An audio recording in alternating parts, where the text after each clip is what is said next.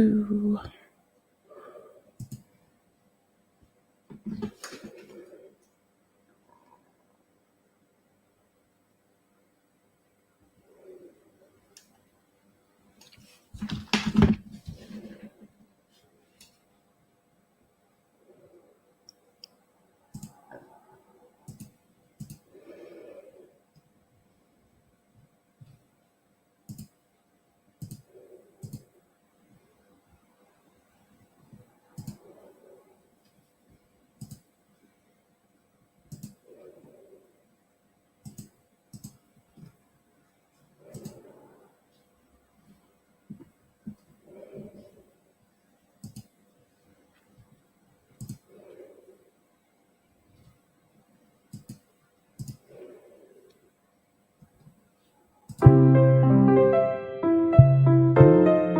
Doobie-doobie-doo.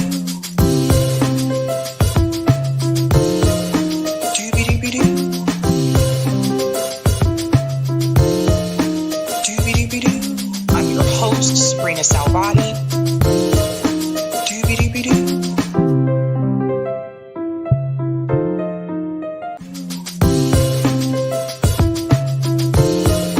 Doobie-doobie-doo. Doobie-doobie-doo. I'm your host, sabrinasalvati. Doobie-doobie-doo.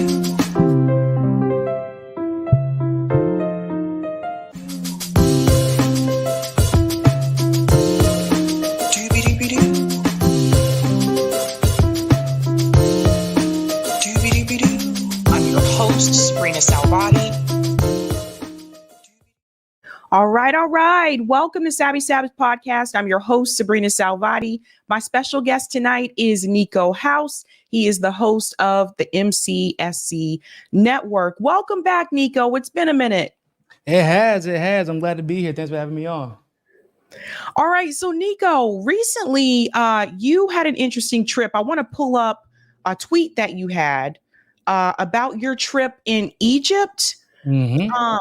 Before I pull up that tweet, can you explain to everyone, how did you get the invitation to go to Egypt in the first place? How did all this begin? So it was actually a Palestinian-ran organization that reached out to me and several other content creators. The content creators are primarily popular on Instagram and TikTok. So if you follow me there, I post a lot on Instagram, especially about Israel and Palestine. A bunch of my videos went viral there. So they found me and asked me if I would be willing to travel to help package aid, send aid there, visit some of the orphans there, spend time with them, and use the opportunity to bring awareness to what's going on, what the organization is doing to help alleviate some of the circumstances that those in Gaza are dealing with. Awesome. So you tweeted this out. I want to show everyone. You said, I had the great honor of joining several other content creators in Egypt to send aid to Gaza and spend some time with those whose lives have been ravaged by war. We were there for the victims of Palestine, but you'd never believe what my biggest takeaway was. So instead of playing that video, I want to hear directly from you. First and foremost, what was the sentiment from people in Egypt in reference to the Palestinian, struggle, what they're going through right now in Gaza? What was the sentiment from people in Egypt on the ground? Very sympathetic, actually. And I would make an argument that they were frustrated with the Egyptian government for not doing more in order to help the Palestinian people in Gaza.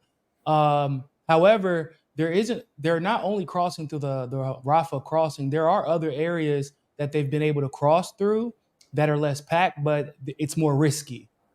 Because they're not considered quote unquote safe zones, if there is even a safe zone in Gaza. But so the refugees that we worked with, they didn't come through the Rafah border. They came through, or the Rafah border. They came through actually other areas. So they generally want to see their government help. But like I said in the tweet, what I saw was that the reality of the situation is the government doesn't have the resources to take on that many more refugees in masse, and it's not necessarily because of the Palestine aspect, but we spent time with orphans at a school that was primarily, and the school was primarily made up of Syrians, and it was based in the Syrian neighborhood. The school had a few hundred. The neighborhood itself was made up of about 1,000 or so. And I was curious because it was like the school was made up of Iraqis, Syrians, and Egyptians, but mostly Syrians. And I was like, hold on, why is there a big neighborhood of Syrians here? I had no idea that this was happening. And they were like, oh, well, they're refugees from the war. I was like, that's weird. No one ever talks about the fact that Syrians are out here settling in Egypt. And then I found out there's a huge Somalian and Sudanese community out there. In a separate area, there is a big Iraqi refugee community as well. So you basically end up figuring out, if you talk to enough people, that the U.S. and in a lot of cases Israel are ravaging through these countries, and the victims that survive, Egypt ends up having to take the brunt of the responsibility to provide some type of refuge for them. And in my opinion, it's probably in exchange, maybe not a lot of money, but the U.S. helps them out, quote unquote. So they won't talk about just how many refugees Egypt has to take in, just like from all over, specifically because of the imperialism of the West. So that was the first time I heard there were Syrian refugees in Egypt. I was surprised when I saw your video. I was like, really? Like you said, no one's talking about that. And then also, that's interesting to hear, Nico, because as you know, some people have the narrative. They've been saying that none of these other countries want to take the Palestinians in. Why is that? You heard that narrative from Ron DeSantis, but that says something about Egypt. It's not that they don't want to take them in. They just don't have the resources to take in that many people. They don't. They really don't. The dollar there is worth a lot of money, and the unfortunate reality of that is that means that their money doesn't stretch as far. What it takes to buy the purchasing power there isn't as prominent as the majority of Western nations. And yeah, the government may be receiving a little bit of money from the U.S. to take on these problems, but you're talking about, in this particular case, it would be up to 2.5 million. That's the deal that Israel was trying to cut with Egypt. And the truth is, I don't know where they would go, right? They have really nice parts of Cairo, but it's probably, most of you probably already know, there's also a lot of really not nice areas because it's a little bit past developing. It's not a developing nation, but there's parts that are developing. But then there's a place that I went to called New Cairo, which is super nice. Actually, the restaurant that I ate at was a Syrian restaurant, really nice, really fancy, but that's not the majority of Egypt. Let's not forget that it's not like Palestinians want to leave. So there's that. But right now, I feel like there's this sentiment from the Egyptian government that they feel like they're being bullied again into taking on the responsibility of this genocide that Israel is committing. And that's why I'm sure people have heard rumors that Egypt is like charging Israel in the U.S. like $3,000 per Palestinian if they decide to let them in. And they keep going up on that number. But it's probably because has nothing to do with the Palestinians themselves, but they're like, bro, how much of this shit do y'all want us to take? Right. Like, it's not fair to that government. It's not fair to the Palestinian people either. And that's why whenever we have that conversation about, why won't other people take them? It's not their responsibility to deal with the problems created by the U.S. and Israel. That's right. Right? Like, whenever it's a different conversation that we're having a conversation about undocumented immigrants here in the U.S., most of the problems that have caused them to migrate to the U.S. were caused by the United States. So there is a level of responsibility that you have to have. But that's not the case in Egypt. Egypt isn't participating in the genocide in Gaza. So why should they have to bear the brunt of the responsibility? And then you have these politicians that have the audacity to say, well, why doesn't Egypt take them? They're Arab too. Like, that's the most racist, ignorant, xenophobic shit I've ever heard. Just because somebody's Arab doesn't mean they have the exact same culture. There's different dialects of Arabic that they speak. Right. They all understand each other when they want to. They have their own culture. They have their own practices. And no one wants to be forced to live in another nation because regardless of how accepting they may be, you are still viewed as different at the end of the day. Right. That's why the Syrians have their own community. That's why the Iraqis and the Sudanese have their own communities. So it's very frustrating that the brunt of the responsibility is being put. I mean, imagine. I mean, isn't it? It's the same sentiment of like whenever we complain about something that happens in the U.S., Sabby, and they're like, "Well, go back to Africa with your people." Why? Right. Why are those my people? Y'all both black, ain't you? What? Well, we have nothing in common. Outside of that, but Egypt is having the blame kind of thrown on them for not wanting their country further destabilized by taking in refugees that they honestly cannot handle, and like that's just the sad reality of it. I also want people to understand it's not easy being a refugee. I know, like, when I lived in Germany, and Kim Iverson has talked about this as well, like her experience, being a refugee in the United States. But when I lived in Germany, there were actually refugees from Turkey in Hanau, Germany. And I want people to understand it's not that, like, when they're refugees, they're just living among the general population. The Turkish refugees in Germany lived in ghettos. They called them the Turkish ghettos. And it was really slummy. Like, I'm not even kidding. Like, it's not like they had the same amenities as us. I remember seeing, like, there were clotheslines like outside of, like, they were basically kind of just shoved in to a pretty dense area, and they had like the clotheslines outside where they had to hang their clothes. So obviously they didn't have like a washer and dryer like the rest of us did, and things like that. Like, it was, and people were like, stay away from them. And I remember seeing Turkish refugees. It was a little boy, I'll never forget this, a little boy around my age. I remember seeing him going through the trash to get food. So I want people to understand, like, it's not easy being a refugee. You are in someone else's country, and you got to think about the reasons why you are there and how people are going to look at you when they see that you're a refugee, because some countries actually see that in a negative way. Yeah, a lot of people think that refugees, so in America, they view refugees as like the Cuban refugees, quote unquote. Like the ones that come to America and start businesses, the ones that come to America that have their family. If in America, I would say 90 to 90%, 95% of the time, if America accepts a political refugee, they're not actually refugees. They're just friends of the regime that America had installed that had just got overthrown. For example, with Fidel Castro, he desegregated and threw out the trash. That's why the majority of the Cubans in Miami are white and wealthy, and they got grants and business loans and all kinds of shit that you ain't never heard of. Cubans are the wealthiest Latino group in the world, literally. This is not hyperbole. They're the wealthiest Latino group in the world, American Cubans specifically, but the majority of Cubans in Cuba are black, right? The majority of Venezuelans you'll see in the U.S. Are white and pretty well off, but the majority of Venezuelans actually are mestizo or indigenous or black. Same thing with Colombia. So like, it's a pattern that you see over and over and over again, where you see refugees in the U.S. and they're doing well for themselves. So other people think like, oh, that's the norm. That's not the norm for the rest of the world.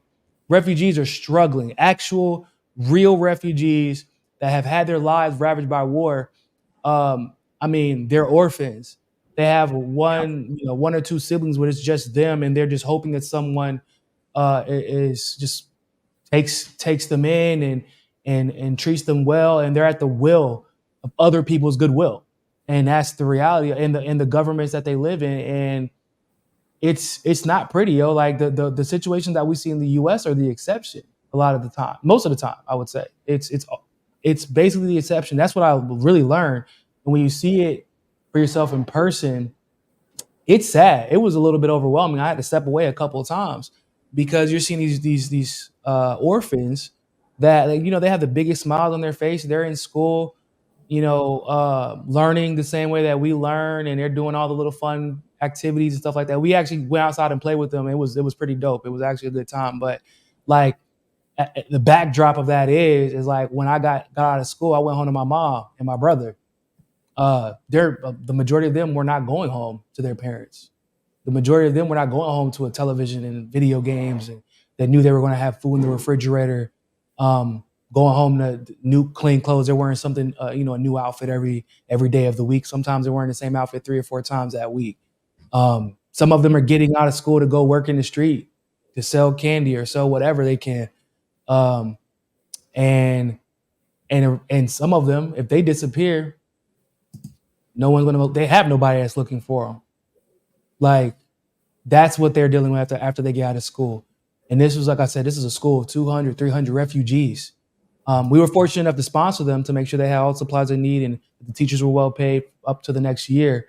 But it's sad, yo. What the consequences of our wars just don't get discussed enough. And it frustrated me, Sabby, when I'm watching these videos of these fucking liberals in New York, Zionist liberals in New York. We're just trying to be brave. We're so strong. Jewish, we're just strong together. Like, bro, you're not going through shit. There's nothing wrong with your life. And you're like acting like you were there. First of all, half of them act like they were there on October 7th. They weren't. Half of them act like they would fight. If that land was really, like, I know what it looks like whenever you're willing to fight for yours, in your land. You know why? Because the Palestinians, they're refusing to leave, although it's a guarantee they'll die. Guess what happened the other day whenever they heard a few alarms go off in Israel? 30,000 gone. 30,000 people up and left.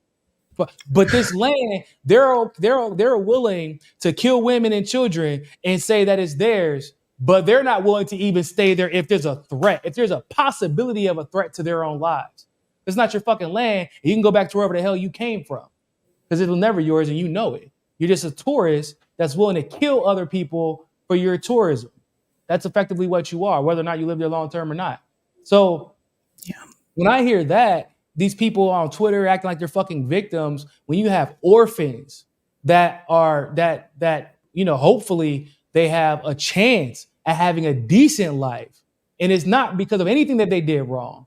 It's because of powers from overseas, powers that they will never meet, have any influence over, have no ability to vote for, are ravaging their lives for God knows what reason, and everybody's just cool with it because they don't have to see it. They don't have to see it in person. They get on Twitter, they'll refute any of the views that they see. Oh, that's just propaganda. That's not fucking propaganda. That's and what you see on Twitter is the least offensive shit that you could possibly see. I've seen worse. Do you think, in reference to Egypt, was there any sense of fear that you heard from them when you were there, whether or not this would end up in their backyard? In reference to, like, if you don't take the Palestinian people and let them come in, is there any fear in reference to that, whether Israel is going to start to push back on them? No, because, like, to be frank, Egyptians in general are just tired of Israel's shit, right? They're tired of their shit. And unfortunately, I feel like the Palestinians have kind of been caught in the middle of being tired of their shit, because, like, otherwise they have opened their borders to Palestinians in the past. So it's not like that's not a new phenomena, but just the audacity of Israel to create this whole plan to displace millions of Palestinians, and just like, yeah, man, Egypt, you got it.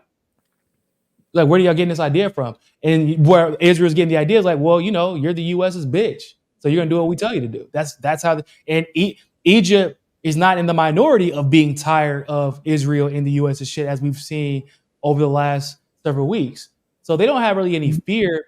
And I just feel like that's just a constant that we're seeing across the board, where the world, outside of those governments that are obviously going to be loyal to Israel, at least when it comes to sending aid, but like and paying lip service, but the rest of the world is tired of their shit. Even Saudi Arabia has told the US they need to chill out with attacking the Houthis and attacking Yemen.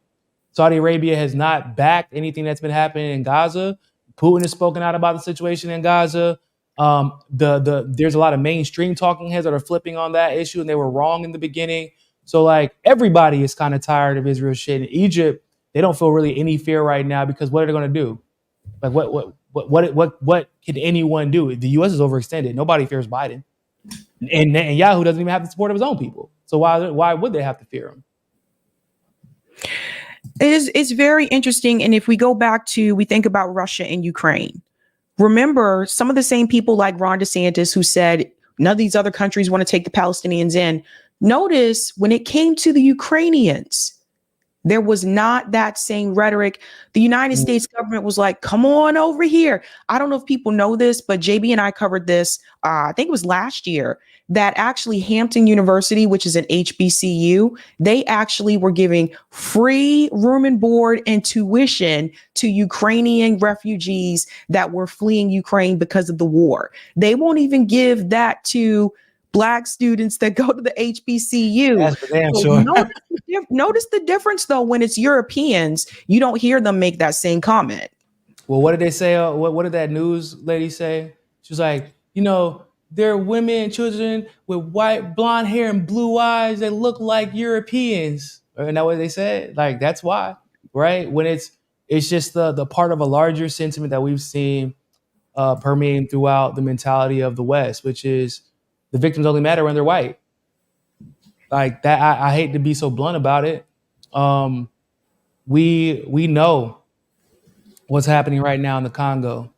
We know what's been happening all over Africa, really, but in the Congo, in Sudan, in Somalia, and this isn't. And yeah, you know why people have started talking about it? Because they've actually tried to use it to deflect away from what's happening in Gaza. They're like, "Have you guys been talking about this?" We're like, "Yeah, we've been talking about this shit for years. What are you talking about?" And ironically, Israel is part of the reason this situation in the Congo is happening.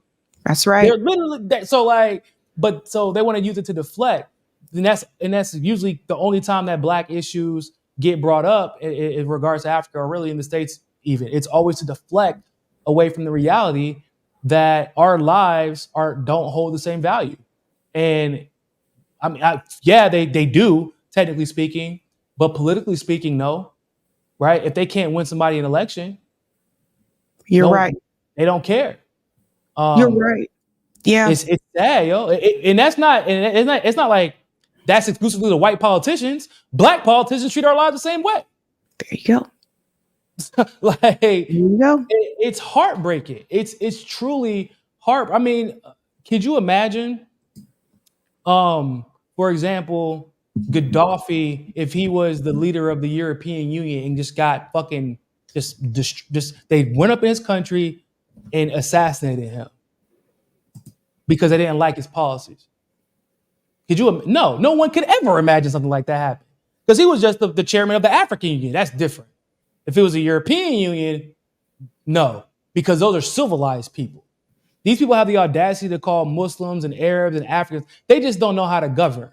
Well, who the hell is going across the world to blow shit up, paying terrorists to blow shit up, starting wars that you should have never started? And then when hundreds of thousands to millions of Arabs get killed, you're like, our bad. Sorry, we got the wrong guy. The only way that that's allowed to happen is if society is collectively decided, yeah, those lives don't matter as much, so it's cool. It's really interesting. Where do you think Saudi Arabia fits into all of this? Because Saudi Arabia is interesting considering the fact that they are joining BRICS, right? So they have their comrades with Russia and China, but they're also supposed to be an ally of the United States. Supposed to be, yeah. I think that Saudi Arabia is actually a key player in all of this. And we can talk about, for example, the situation with the war in Ukraine. The U.S. tried to use Saudi Arabia to flex on Russia.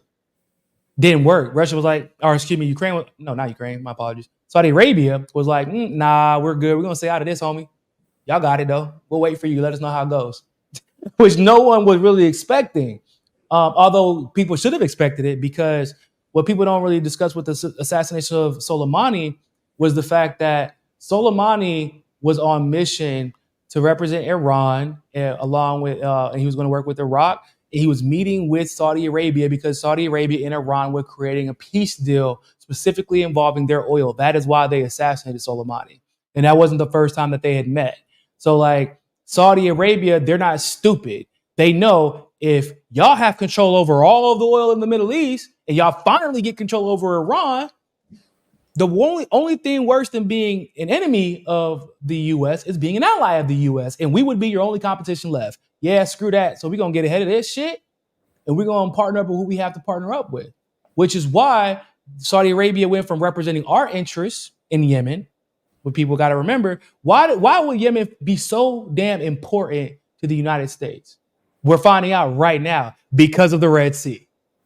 Yep. Because the Houthis are managing to stop every and anything that comes through. right now.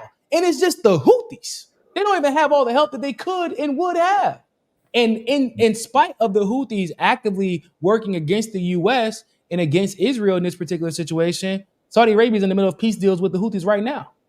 Because the Yemeni government right now, the official quote unquote Yemeni government is Saudi backed, and they're working with the Houthis on a peace deal that the U.S. is trying to sabotage. But Saudi Arabia came out and was like, no, y'all better chill the hell out with this, with bombing Yemen and shit. Y'all got to stop. So we're finding, like, so if they're not getting involved with this, because Saudi Arabia is there. And think about it like this. Why did the U.S. have to bomb Yemen?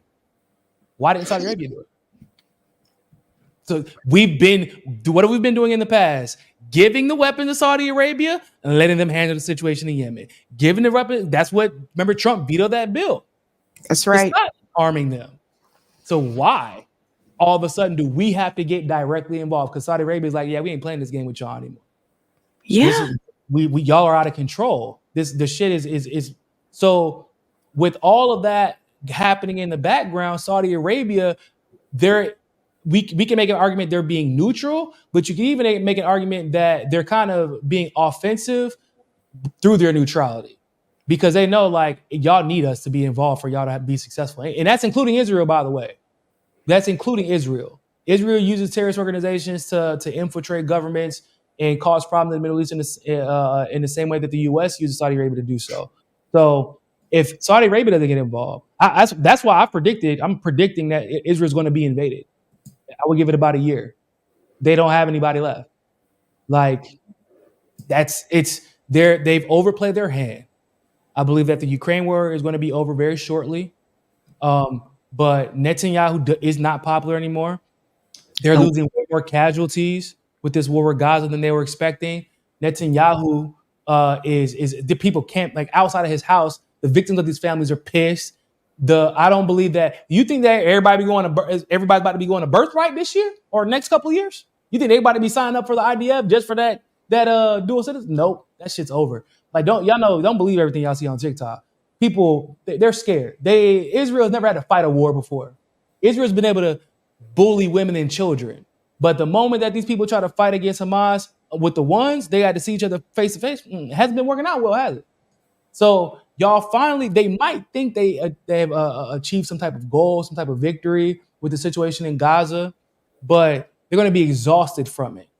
And Lebanon and Syria and Yemen and Iran and Iraq with a Saudi Arabia who's like, yeah, we're just going to sit back and see what happens. And Russia, who has made it very clear that denazifying the world is at the top of their agenda, and they didn't say that was going to stop at Ukraine.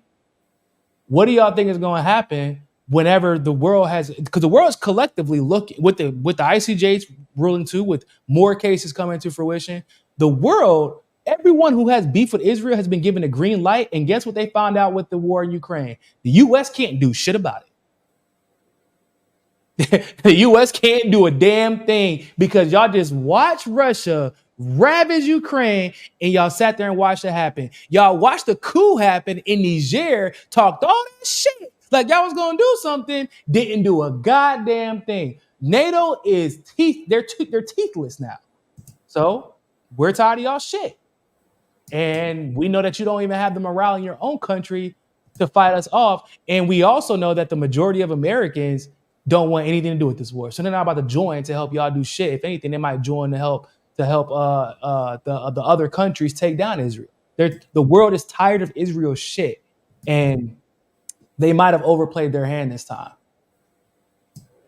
So, in reference to Egypt, could it also be, Nico, that Egypt knows what Israel's trying to do, other than the resources? Could it also be that Israel knows that Israel is trying to push the Palestinian people out, and that if they did, let's say they did have the resources and they allowed the Palestinians from Gaza to come in, could it be that Egypt knows that Israel will try to prevent them from coming back home?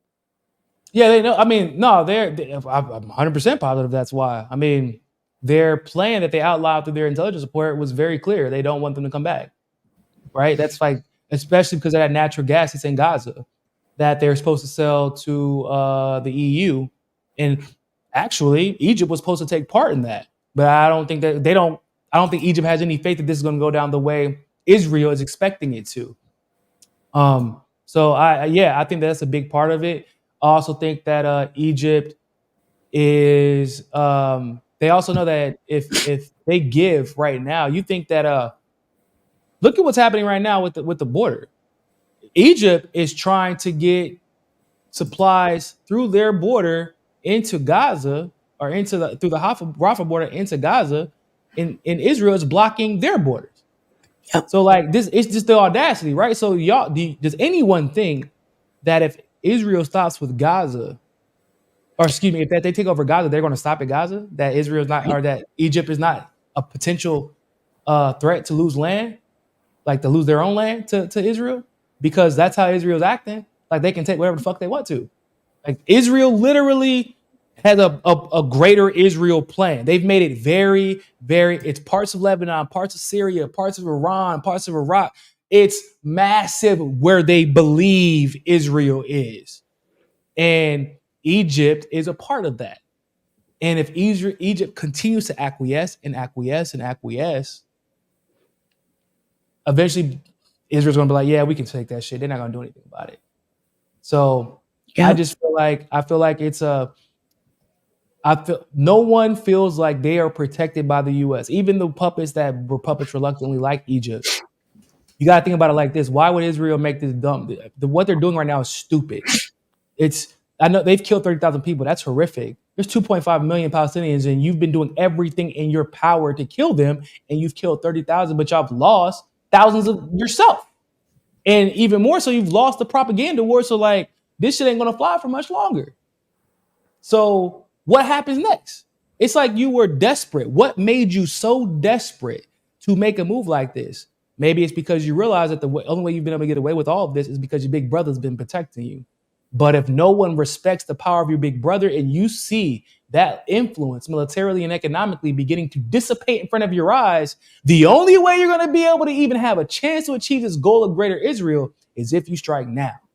So it's a sign really that even Israel is beginning to realize, shit, we got to take advantage of the situation now because we don't know what's going to happen in 3 or 4 years, because this war in Ukraine really showed the world, the U.S., the empire is done.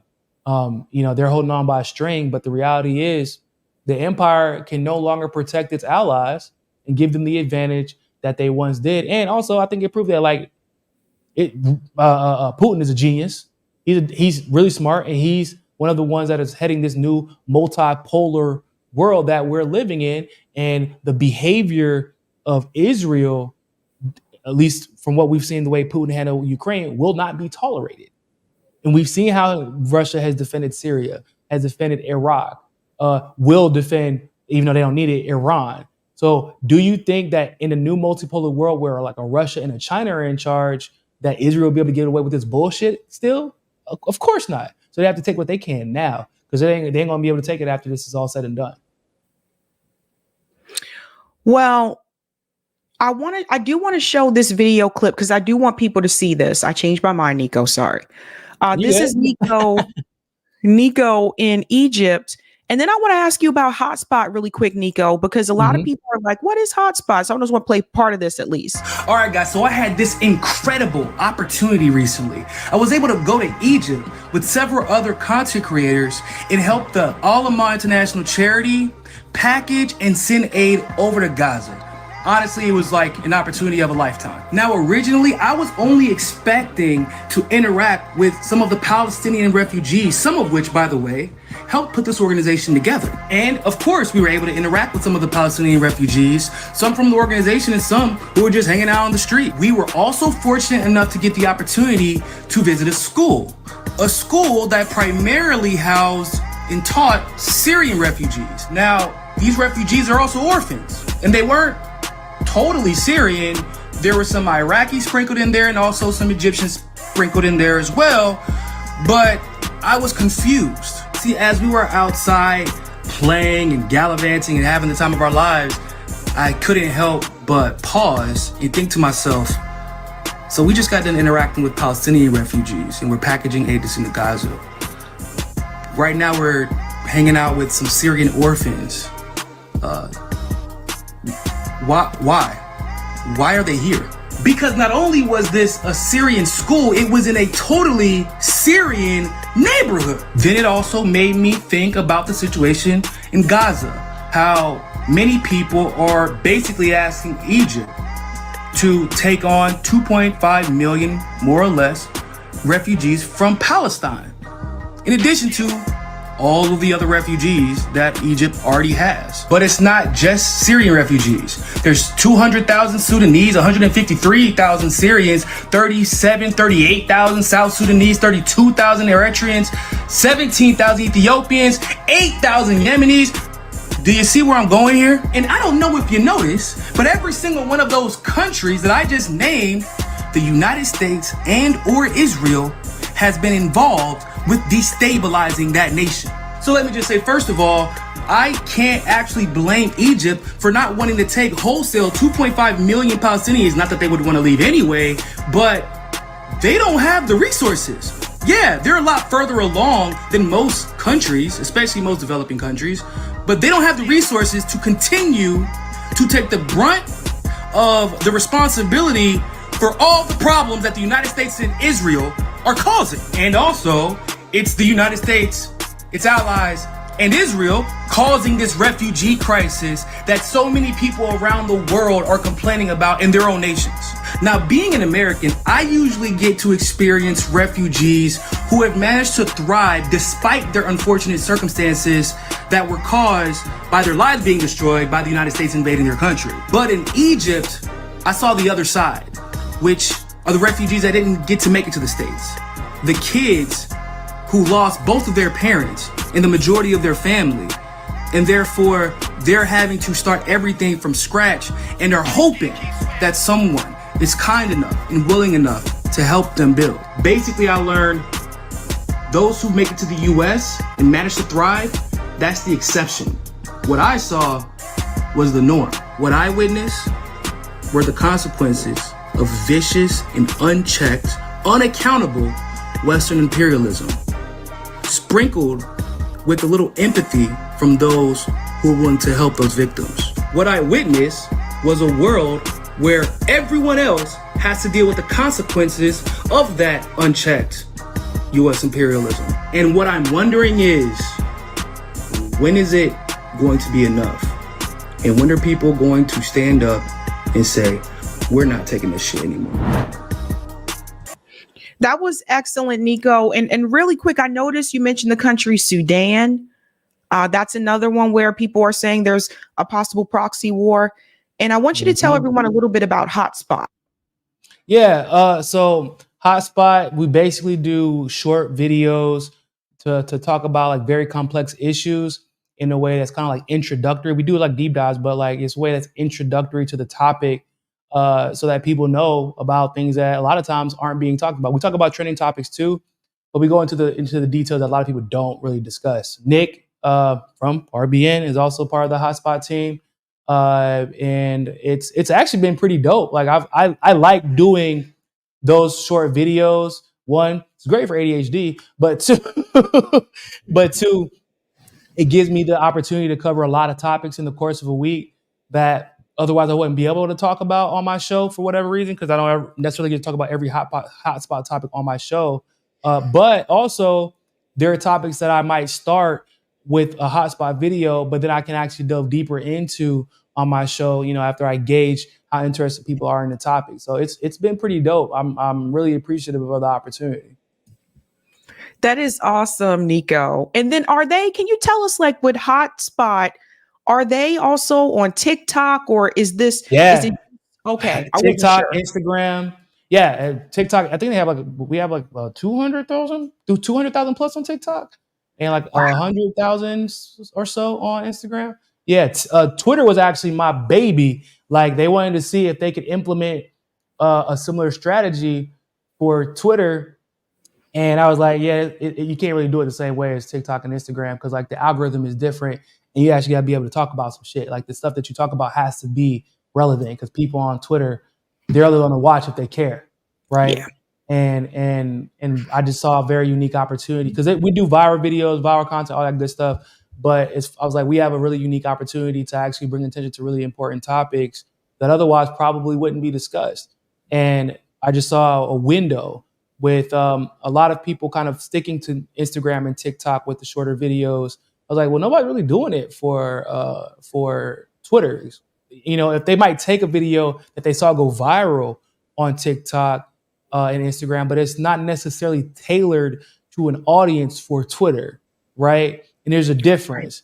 And Yes. so we were able to take advantage of it. And Nick has been tremendous. Our editors have been tremendous.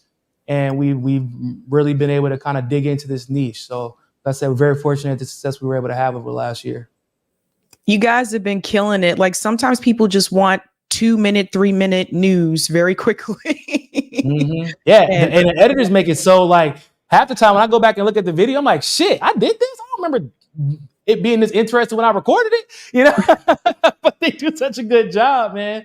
So like I said, it's kind of like been a match made in heaven, and we're all on the same page. And we all know what the audience want, but we also understand like the message and the feeling and the sense of urgency that we want to convey. And so it's like just kind of been like a perfect match so far. Awesome. All right, Nico, where can people find you? I'm still on YouTube, guys. You can look me up you can type in For the People Podcast, or you can just look my name up, Niko House. Obviously, I'm on Twitter at Real Niko House, and you can also follow Hotspot at Hotspot, all one word, 2 times. On Instagram at Real Niko House, on TikTok as well at Real Niko House. Awesome. Nico, thank you so much for coming on. Thanks, Sab. Bye. All right, guys, that was Niko House. It was great to hear about his trip to Egypt because we haven't really heard Egypt's like side of the story in reference to Gaza and, you know, why they can't really take them in, etc. So it was really cool that Niko got the opportunity to go to Egypt and see what's happening there. And I also did not realize that there are also Syrian refugees in Egypt, Sudanese refugees. So there's a little bit of somewhat everyone there. So it was really interesting to hear that. Okay, I'm going to go to the super chats. We'll shout out patrons, and then we'll get into the other stories for tonight. Let's go ahead and give it up for new members first. Let's give it up for David Kelly. Give him a big whoop, whoop. We're going to do the same thing for Timothy R. Blewett. Let's give him a big whoop, whoop. Thank you for the super chat, Penny. Tucker in Ukraine Thai says, turn the other cheek. I noticed that too. Someone else had mentioned that as well. Thank you for the super chat, Larez. Congrats, 80K Sabby. So well deserved. Never changed. Thank you so much, Larez. Golden Monarch says, okay, so I just looked at this. Says N just got cut. So did Fiorella Isabella's channel. Both of them are live. So I don't know. I did just check that. I see both of them are live. Golden Monarch says, Sabby, I think you have to keep Tucker interview on Carlson because YouTube is trying to censor anyone showing a Tucker clip. Yeah, I haven't seen that happen to anyone else yet, though. I haven't seen that happen. Like, I know we covered this, or Nick covered it on RBN. It's fine. It's there. There's no penalties or anything. Thank you for the super chat, Landrew. Much love and many hugs to you. I agree with Nico. Israel overplayed their hand. They are done and over. Vote no on Genocide Joe. Thank you so much for that, Landrew. Thank you, R. Bailey. It takes a brother to break down the truth about the dirty politics of America and constant destabilization. Oh, and her constant destabilization of foreign nations.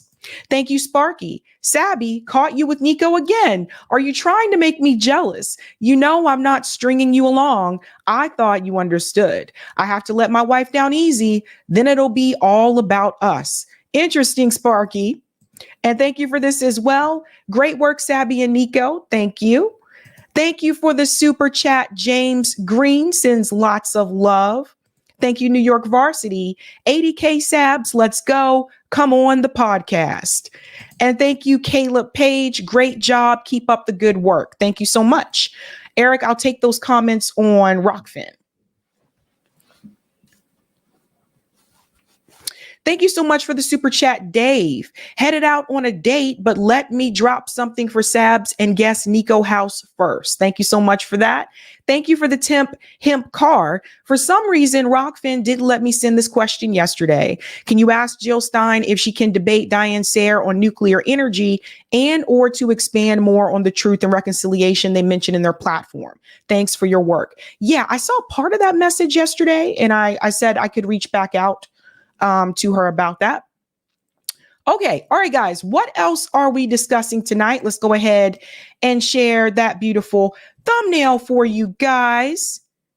Tonight, we are discussing Tucker Carlson and Vladimir Putin chat. So we're finally going to talk about that interview. There's at least one particular section that I really want to focus on because I think it's very revealing about U.S. Politics and the government and how things function. We're also going to discuss Joe Biden signals Kamala. We're going to break this down. It seems to be all falling apart for Joe Biden and to the point where the media can't even defend him anymore. We're also going to discuss Hillary Clinton rages. We have an interview we're going to talk about that Hillary actually recently had. There was also a confrontation. So Hillary had it this week. We're going to get into that. And Nico House was just here to talk about his trip to Egypt and how Egypt feels about the situation in Gaza. So let's go ahead and give a shout out to Sabby patrons. Thank you guys so much for your support. You're out here doing the damn thing. If you're interested in being a Sabby patron, I have 5 categories: Ultimate, Sabinators. There's also Sabsters. Don't forget about those Sabbies. And of course, members. Thank you guys so much for your support. You can also see their names scrolling across the bottom of the screen there on the ticker. Thank you guys so much. Keeping it real. All right, we're going to go ahead and get started with our next story here.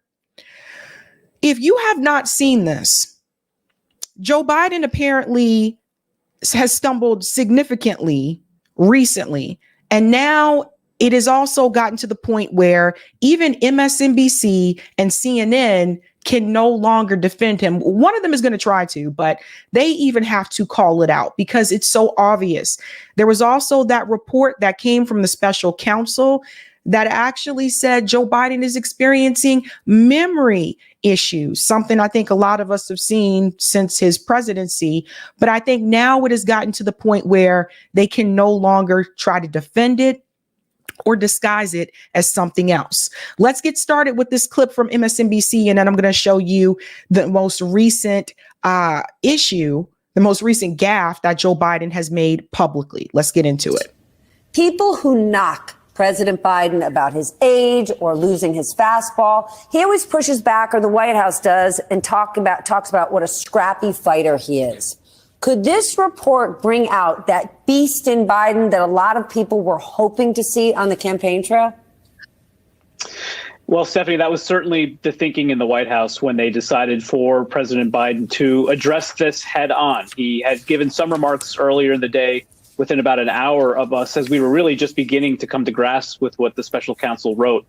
But obviously, the biggest takeaway, especially for so many Democrats across this country who have been so nervous about the president and his age and the voters' concerns about the president's age in this campaign, the fact that the special counsel made such a point of highlighting these memory lapses, of calling him elderly, was a concern that the White House decided they needed to address head on.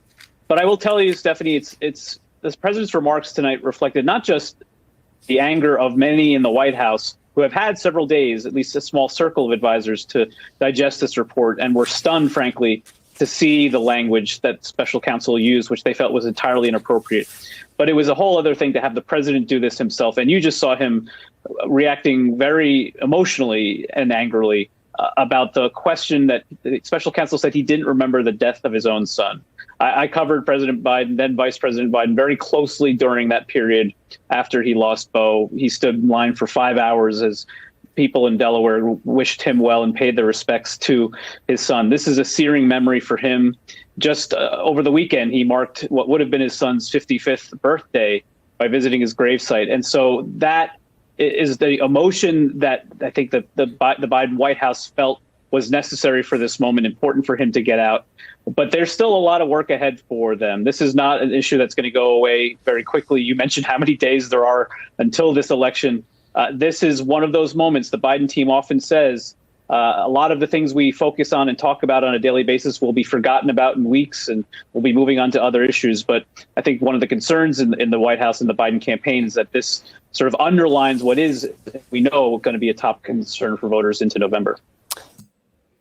Okay, so here's the thing. Obviously, we can't confirm what has been said privately, but we do have eyes and ears, and we know what we have witnessed publicly ourselves, right? So I can't confirm this issue in reference to whether or not he remembered the death of his son, but we can remember, and we're going to see a more recent example. We can remember the things that Joe Biden has done at press conferences, during interviews, publicly. It's very clear that Joe Biden is experiencing what I would say are some vague signs of some type of dementia. That's what it looks like is happening so far.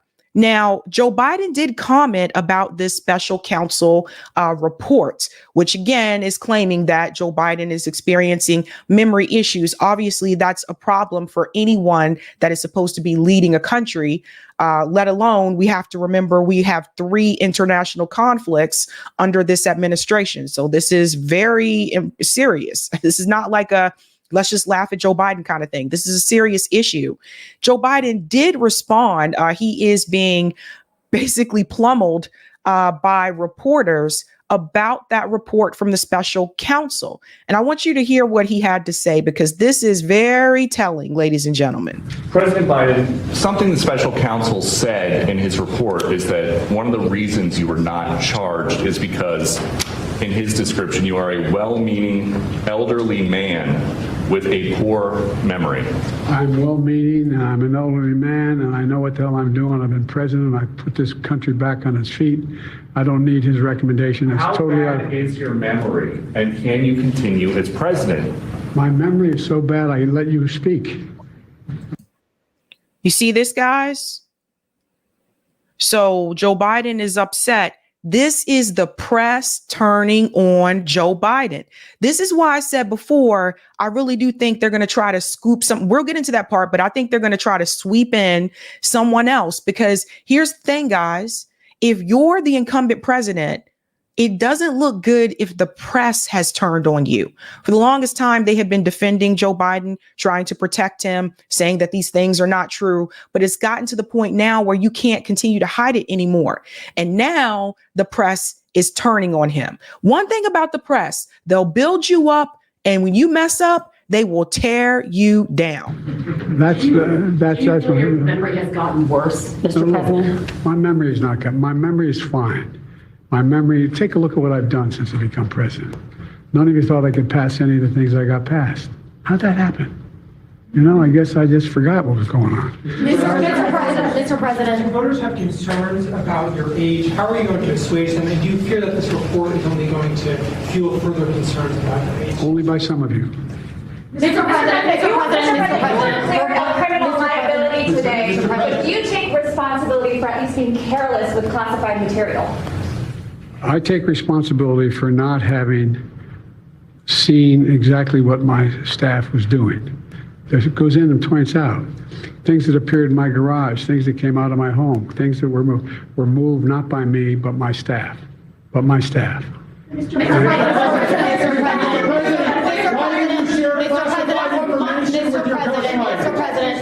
Mr. President, for months when you were asked about your age, you would respond with the words, "Watch me." Many American people have been watching, and they have expressed concerns about your age. That is your judgment.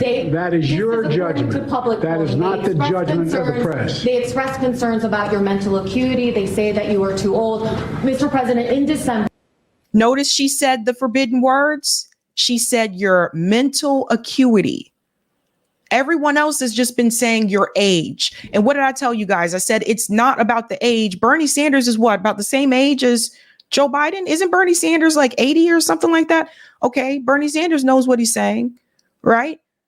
So I told you that was the narrative they were running with for the longest time. They was just, let's be nice about it and let's just say age and not use the words like mental acuity so the people don't get concerned and say, oh my God, this is the guy that has his hands on the nukes and he doesn't know where everything is and he don't have it all upstairs right now. This is very dangerous. But she said the words.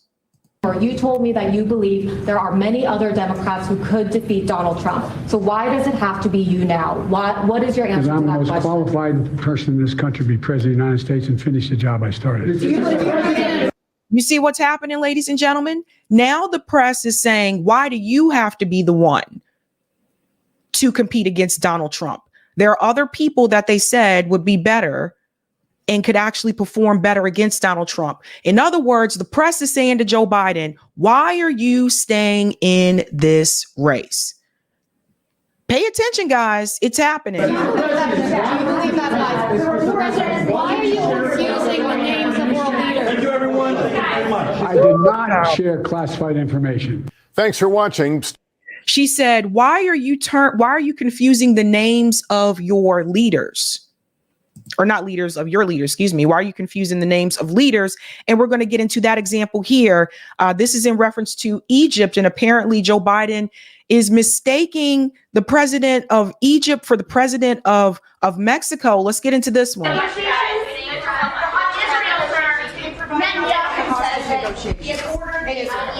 hostage negotiation.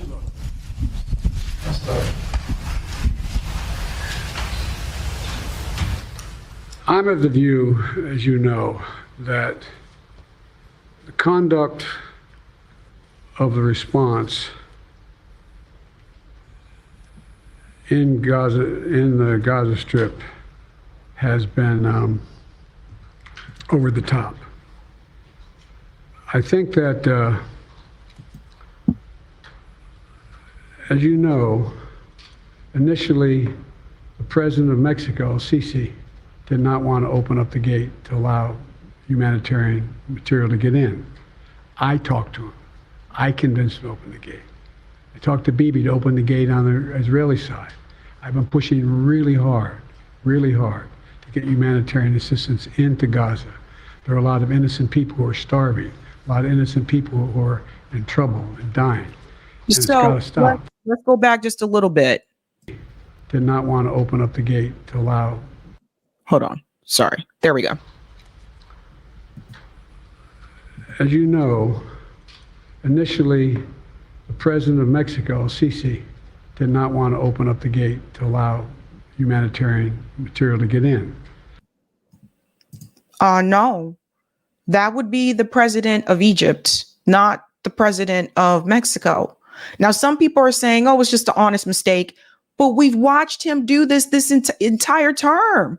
We watched him do this entire term. There was another time we saw video footage. Remember, he was getting off the airplane and he was supposed to greet, I think it was the prime minister of Malaysia. I think it was Malaysia. And he actually walked over to one of the soldiers and thought that was the leader of Malaysia. Like, this has been happening before our eyes for quite some time. So some people, like I said, they're like, oh, it's just an honest gaffe. I'm like, no, I think he's just really confused. I think he's really confused. And it has even gotten to the point where even now, Jake Tapper is starting to question whether or not Joe Biden is in the right state to stay where he is in the seat in the White House. Listen to this.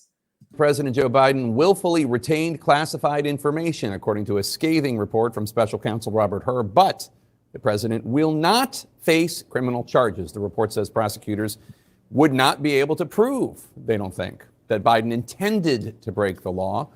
But the reason behind that is interesting. The report also contains a concerning assessment of President Biden's faculties and his memory. Investigators finding his, quote, memory was significantly limited in interviews they conducted. They concluded it would be difficult to get a jury to convict a, quote, sympathetic, well-meaning elderly man with a poor memory, unquote.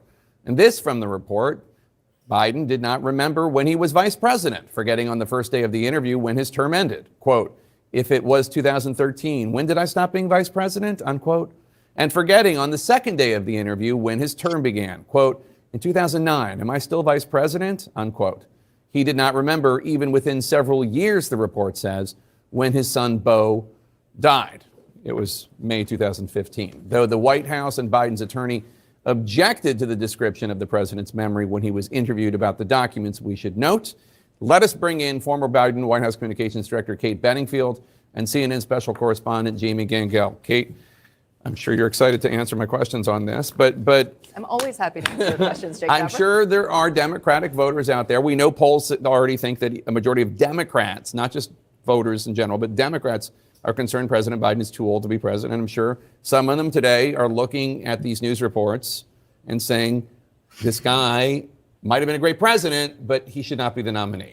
What do you say to that? Well, look, I mean, there's some editorializing in this report about Biden's memory. And I think if you think about what it takes to sit down for one of these interviews and asked to recall information, dates, specifics about things that happened 6, 7, 8 years earlier. To not know what year you're vice president? He's got a lot on his plate. He's working on a lot of different things. As he himself said, this interviews happened the day after the attack in Israel. So he had been consumed with dealing with. So you see what she's doing, right? She's the one that comes and runs cover for Joe Biden, right? We've seen her before.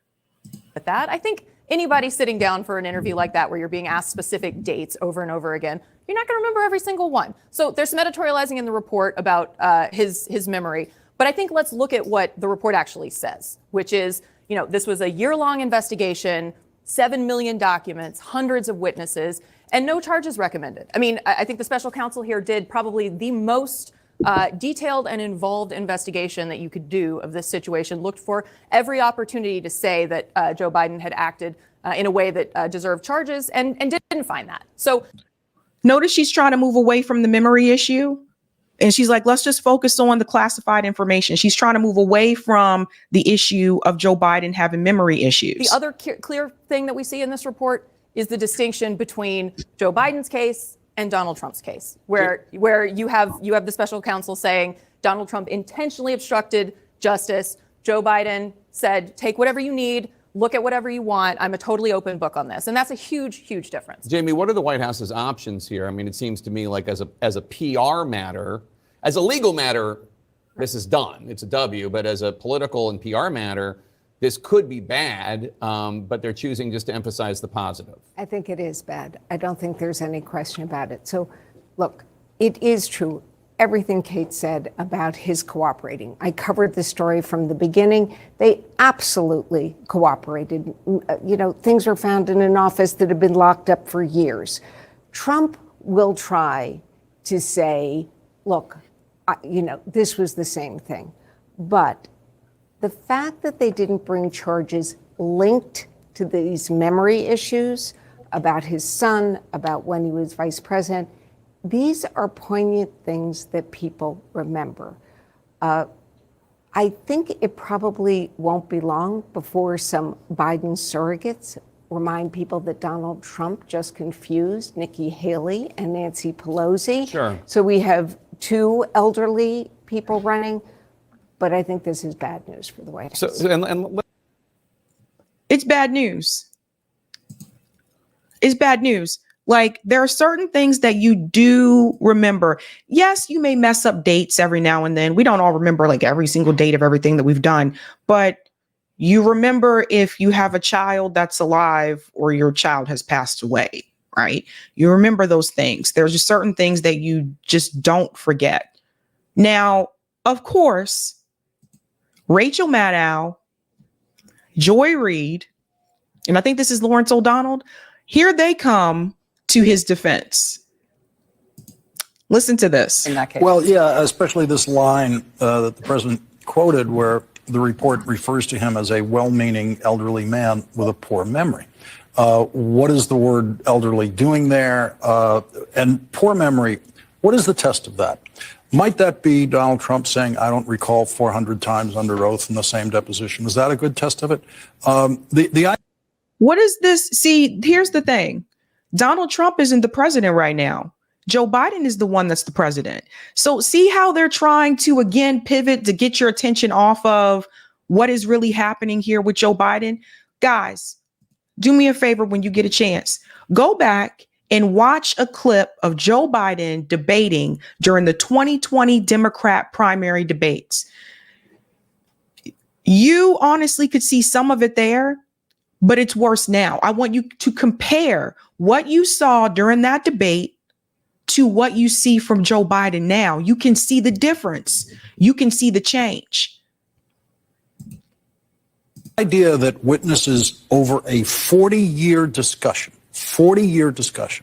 don't remember everything, or that someone who graduates from college in June can't tell you where the diploma is in September.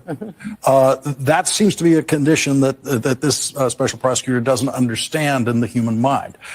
So I'm going to be fascinated when I can get into all these hundreds of pages to see what is it that makes you stress the lack of memory in this particular case, where you have this completely cooperative witness, and there has never been a witness under oath anywhere being questioned over a period of years of that witness's life where they don't say, I do not recall. It is impossible to ask witnesses questions where they answer will not be, I don't recall. And if you don't get that response, it just means you didn't ask enough questions. Yeah, but the thing is, in real time, though, in real time, Joe Biden has been forgetting world leaders and confusing them for other people in person, in their face. It's not just that. It's the stumbling all over the place. We all know Joe ain't got it. We know Joe's mind isn't sharp like it used to be. It's very obvious. It's very obvious to anyone who's been paying attention. They are trying to drag this man over the finish line. And at what risk? We are in 3 international conflicts. We have Israel and Gaza. We have the war in Ukraine. And we have the war in Yemen. Plus, the United States just bombed Iraq again, and Syria. This is not someone that you should have in the White House at this point in time, especially considering the fact that we have 3 conflicts. Speak just on that, because I had the same thought. It's fairly standard lawyering to advise people, even when in doubt or you think you might remember. If you can credibly say, I don't recall about something, that's a standard legal advice. And it has nothing to do with the age of the person giving the deposition. When you're under oath, you can't lie. If you do recall, you have to say that you can. But if you can't. Exactly. Well, that's the whole point, right, Rachel? That basically, because of those standards, the extra burden that you don't want to get anything wrong means you err on the side of saying, I don't recall, I don't remember, unless you really specifically do. And if there's a thing that might seem minor and you're not sure and you're being asked about a very specific aspect of it, like, was it in the morning, that meeting, or was it in the afternoon? And you had that meeting that day and you even refreshed your notes. You know, I don't recall what time of day. And oh my gosh, you're 25 and you can't tell the morning and night apart. I will tell you this because we're going to get into all of it. But the president came out and spoke tonight because on the one hand, he has very good news. This exhaustive investigation led by a Trump era holdover prosecutor cleared him of the wrongdoing on classified documents. No charges. Cleared him. No charges. End of story. Case closed. Good news. But he has a political piece of bad news woven in there, which is what seems like cheap shot, derogatory attacks on him, which I wouldn't call normal course of investigatory material. No. And so maybe Mr. Hur would be better suited going for a job as White House physician. but he'd have to go and get a medical degree, too, because legally there's no interest or relevance to his views of the president's overall memory. If it's very specifically to the mental criminal intent or mens rea, and you say you could have this criminal intent and you didn't remember this, you didn't mean to do it, sure. But talking about how, for example, the president remembers or discusses his son's death and Mr. Hur and his team's apparent view that tells you something. As soon as I saw that today, I thought, wow, that's a real partisan kind of tell in a report that has a good news legal headline. And the president just showing absolute rage at that point tonight. There was one. This is a mess. Like the fact that it takes 5 people to defend Joe Biden, to defend the fact that he is losing his memory. So here's what I think is going to happen, folks. I think Joe Biden is trying to slowly tap in Kamala Harris. Look at this tweet that came from him recently. Look at this. We are so fortunate to have a real leader, a true friend, and a historic vice president in Kamala Harris. We couldn't do this without you. You see this tweet here from Joe Biden? He tweeted that yesterday. That was tweeted yesterday. I don't know. Would be different if it wasn't election year, but it is election year. So here's what I think is going to happen, folks. I think that they're going to try to keep Joe Biden in as long as they can.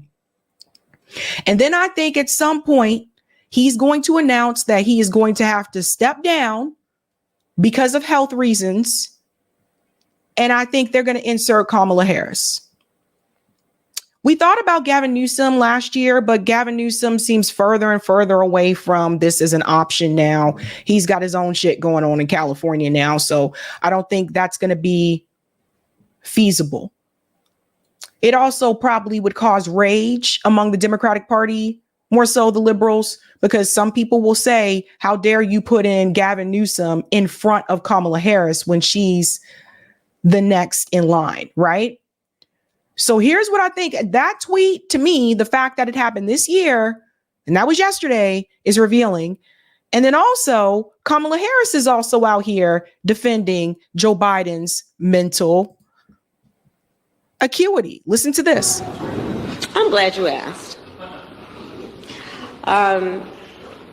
Listen, I have been privileged and proud to serve as Vice President of the United States with Joe Biden as President of the United States.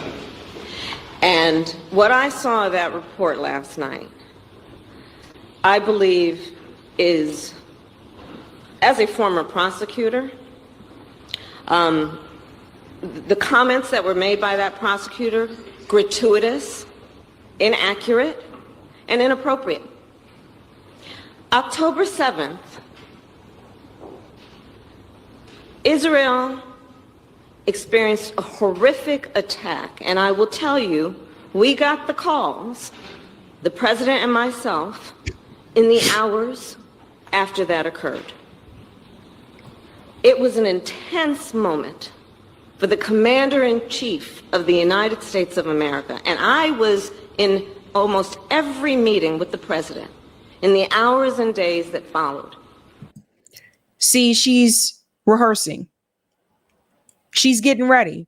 This is what I think. I think this is her. Notice how she's speaking here. She doesn't talk like this in interviews. She's not strong in interviews, especially when pressed about foreign policy. Remember, Kamala Harris is the one who is in charge of the border. That assignment was given to her. And you see where we are with that situation. So just keep in mind, I think this is her. She's auditioning right now.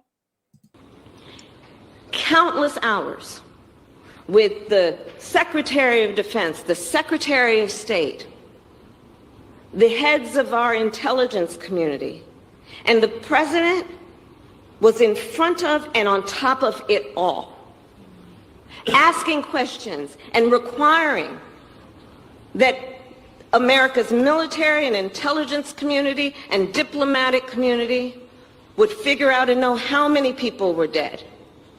How many are Americans? How many hostages? Is the situation stable? He was in front of it all.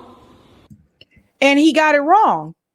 I don't know if that was the best example to use, the October 7th, because Joe Biden also told people that he saw evidence, he saw pictures of beheaded babies. Then they had to come back and retract that statement. So I'm not sure that was the best example to use, Kamala.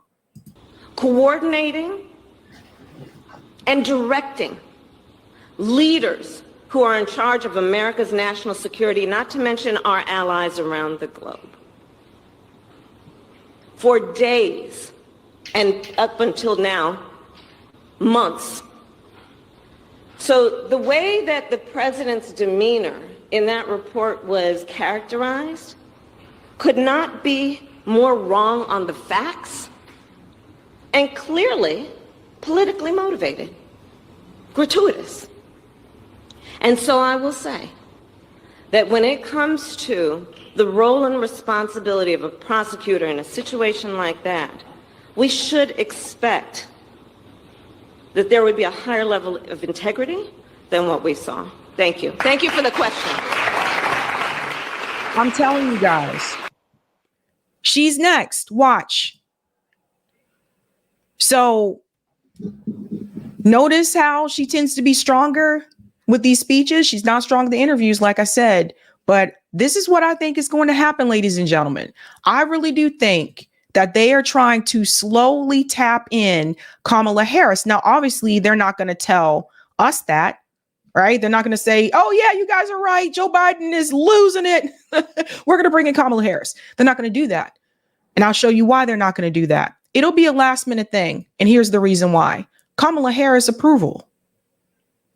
Kamala Harris approval ratings continue to plummet as 2024 presidential election nears. Let me show you the poll. See, this is why they can't announce it too early. Harris, who has largely witnessed a decline in support since taking office in January 2021, is now viewed negatively by a combined 53% of registered voters. That's according to the NBC News poll that was released on Sunday. Of the 1,000 registered voters who took part in the survey, this was conducted January 26th to January 30th, only a combined 28% said they hold a net positive view of the vice president, a 4-point drop since June. Among those whose responses were recorded, 42% said they hold a very negative view of Kamala Harris. 11% said they hold a somewhat negative view of her. 10% said they hold a very positive view of Harris, while 18% said they hold a somewhat positive view of Harris.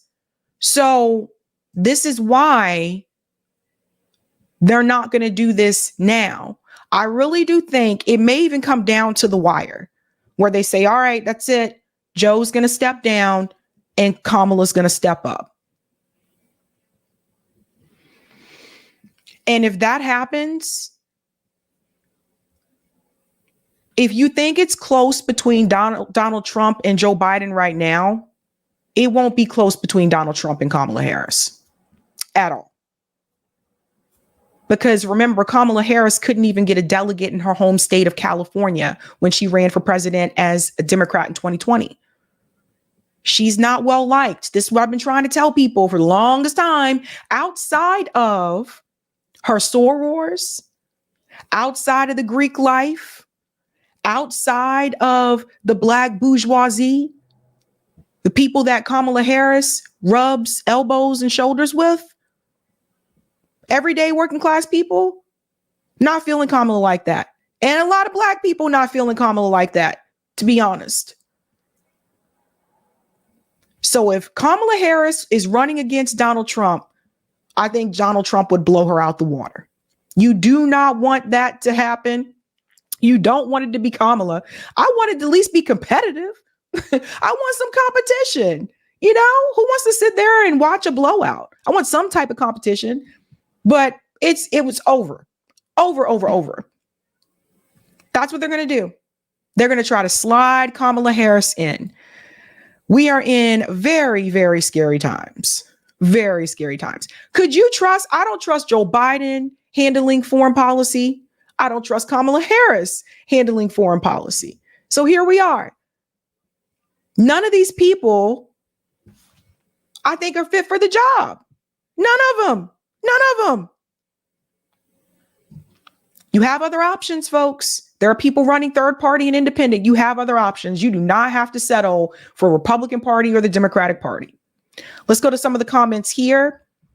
Thank you so much for the super chat, Snork. Vote no to Genocide Joe or whoever he believes he is at the moment.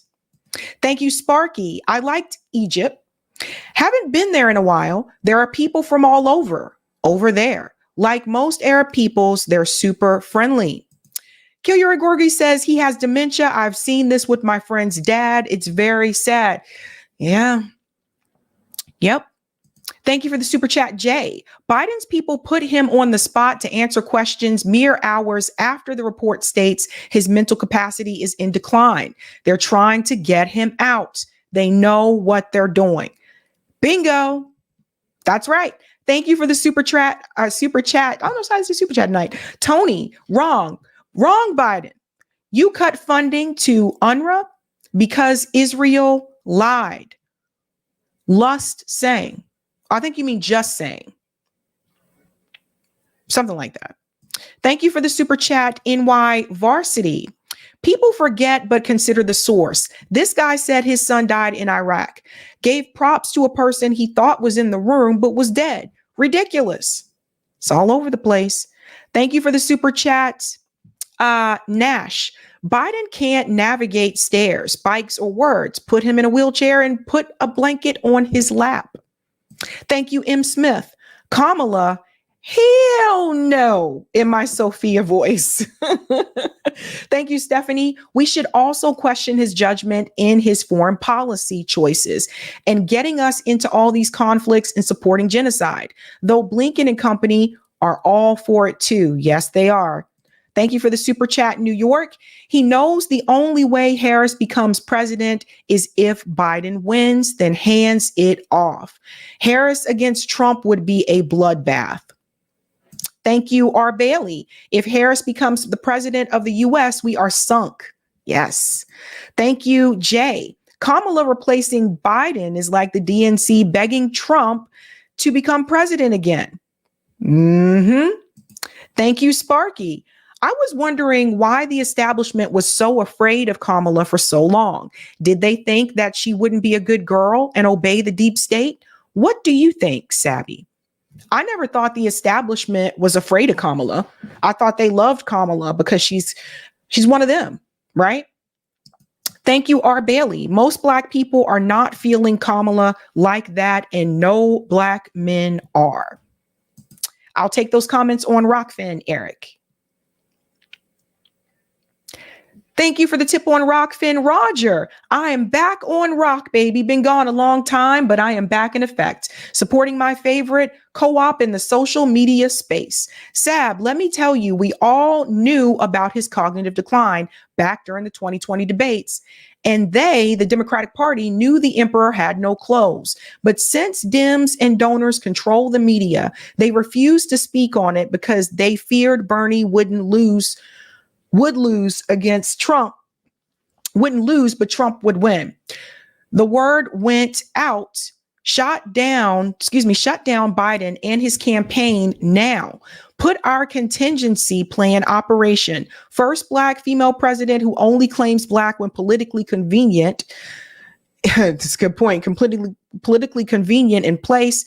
After what they did to us in 16 and 20, they are going down, and I'm here for it. One party down and one to go. Karma, karma, karma. Can you smell the vindication in the air? Sabby.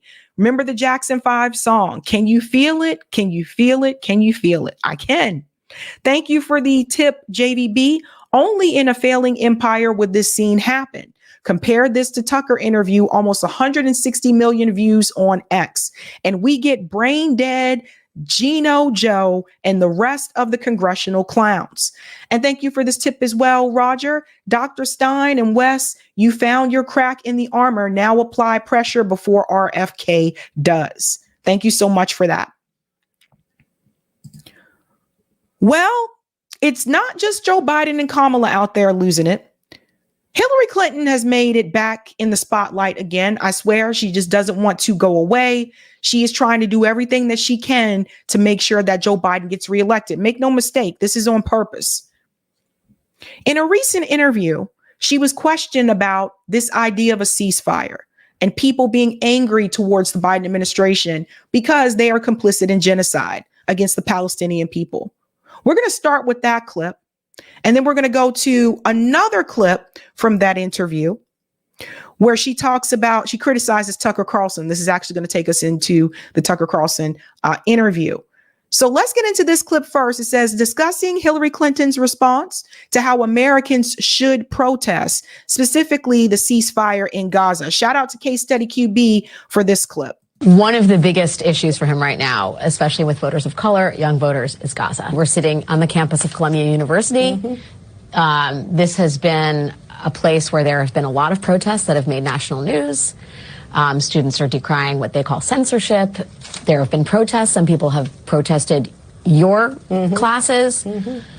What is the appropriate way for a university to handle the deep divide and the questions about, what can and what cannot be said in the course of debate? Well, I think that. Pause. I just want to go ahead and remind all of you, Hillary Clinton has a position at Columbia University. So when you think about the censorship that happened to the students at Columbia that were supporting the pro-Palestinian protests, just keep in mind, she has a position there.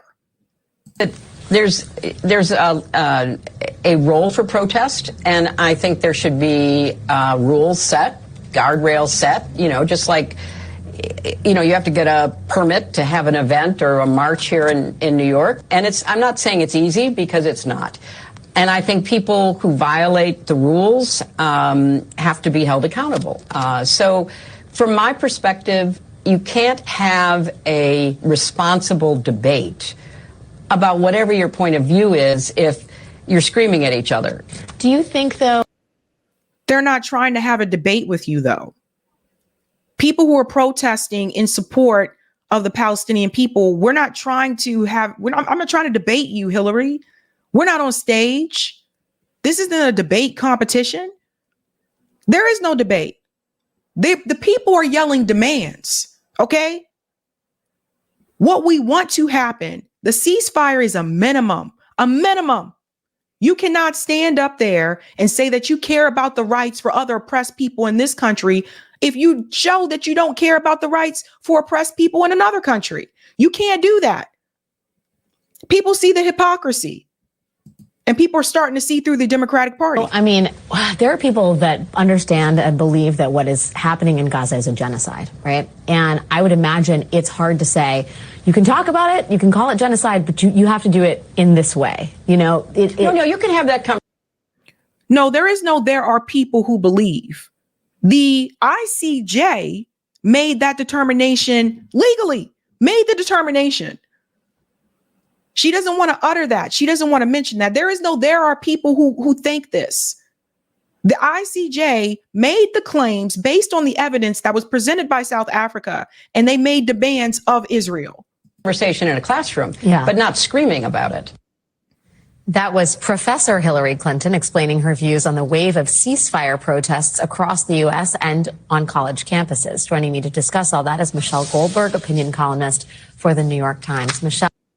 I want you to think about what Hillary Clinton just said. She was like, well, yeah, you can discuss all that, but not screaming about it. Hillary Clinton participated in protests, you guys. You guys know about this? When Hillary Clinton was in college, see how easy people forget what they did when they were in school during that time? When Hillary Clinton was in college, she participated in protests. Some of those protests included yelling. You can find the video footage yourself. You can see this in documentaries about Hillary Clinton. So there were yelling at those protests too. Would you say the same thing for all the college students that protested against the war in Vietnam? You see, people sometimes they get older and they forget some of the things that they're criticizing young people for doing today. They did those same things when they were their age. Let's continue a little bit more here. Oh, thank you for being here. So just for some context here, I mean, Hillary Clinton, yes, former Secretary of State, yes, former senator, former presidential candidate. She has been teaching at Columbia University. She started, I think, the Institute of Global Politics there. Today, she spent 3 hours, as part of a panel talking about the future of Ukraine. This is someone who's grappling with this kind of campus free speech concerns in and around the war in Gaza, quite literally on her front doorstep. I wonder what you make of her sort of delineation that some conversations can happen, but they have to happen in an orderly fashion when you're talking about something like whether genocide has been committed or not. Well, I would say, it doesn't surprise me that somebody who's a professor or an administrator is not a fan of disruptive protest, right? Especially when often she's the one being disrupted. I kind of feel like it's too much to expect her to cheer that on, even if you do sympathize with the concerns of the protesters. And I think she's right that some of these really thorny questions, like whether Israel's actions in Gaza can be construed as genocide, do require a lot of kind of nuanced conversation about international laws of war rather than just the shouting of slogans. But I was really quite shocked by some of what she said about just her Anthony Blinken today in Jerusalem is able to say that the civilian casualties in Gaza are unacceptably high. It's really surprising to me not to hear her say that. Well, why? No, it's not surprising to you. Okay, so you're a part of the status quo too. So why would you be surprised that warmonger Hillary Clinton would not say that? Why would you be surprised? Oh, and make no mistake, ladies and gentlemen, if Hillary Clinton would have won in 2016, I think we'd still be in the situation with the wars. I think she would have acted the same way that Joe Biden did, responded to these wars the same way that Joe Biden did. Actually, we probably would have been closer to a war with Russia if Hillary Clinton had won in 2016. So why is this woman surprised? I'm surprised she did not say that. I mean, I asked her point blank, what about Rafah, which the Israelis are reportedly targeting, which is where Palestinians were told to flee. And she said, it's horrible, but effectively it's war, Alex. So you heard that part? You heard what she said? Hillary Clinton said, yeah, it's horrible, but it's war. There are rules within war. You see, Hillary wants to tell you to obey the rules when it comes to protest because she's the one being yelled at. And I'm going to show you that in a second. But she doesn't want to admit you need to obey the rules when it comes to war. And that means when there are designated safe zones, you are not supposed to strike those zones. Israel has been doing that. Israel has been committing war crimes over and over and over again. They have basically trapped the Palestinian people inside the Gaza Strip. You tell them to move from the north to the south, then you start bombing the south. You tell them to take this evacuation route, then you start bombing the exit so they can't leave. So Israel has been committing war crimes, and Hillary Clinton is not going to call that out because she's a part of it. When I showed you open secrets, the top politicians that have been receiving money from the Israeli lobby, Hillary Clinton was in the top 5. Joe Biden was number 1, taking over 4 million from Israel lobby. Hillary Clinton took over 2 million from the Israeli lobby. So she's never going to sit up here and admit that Israel is wrong. And if this pundit who's on this show, if she would have done the same thing that I did, she would know why Hillary Clinton would not make that statement. It feels like there are a number of divides here. One, there's a sort of like just divide on how you understand the nature of war, how you understand the nature of war, what you think Israel should be allowed to do in its purported own defense. And then it feels like there's very much a generational divide on this too, right? And I think you saw the early iteration of that in Biden's initial response to this, right? It was as if he really just didn't understand where a whole sort of where the American youth in large part are on this issue, and they see it wildly differently. Right. And I think, I'm glad that you put it like that there are separate divides, because there's a divide about kind of who is the aggressor, in which case, I side with people who say that, Hamas started this round of hostilities with their rampage and massacre on October 7th. But the question is, that doesn't license anything in response, right? I mean, Hillary Clinton, they did not. This is not start October 7th. Notice they're all repeating the same narrative. All these people have the same talking points. These are the PR talking points. They send it out across the networks and everybody uses the same talking point. They always want to bring it back just to October 7th and not about what has been happening to the Palestinian people before. And I want to be very clear. Under international law, occupied people have the right to resist. We'll play a little bit more here and we'll go to the next clip. Feel like gestured towards, yes, Israel has to follow the laws of war.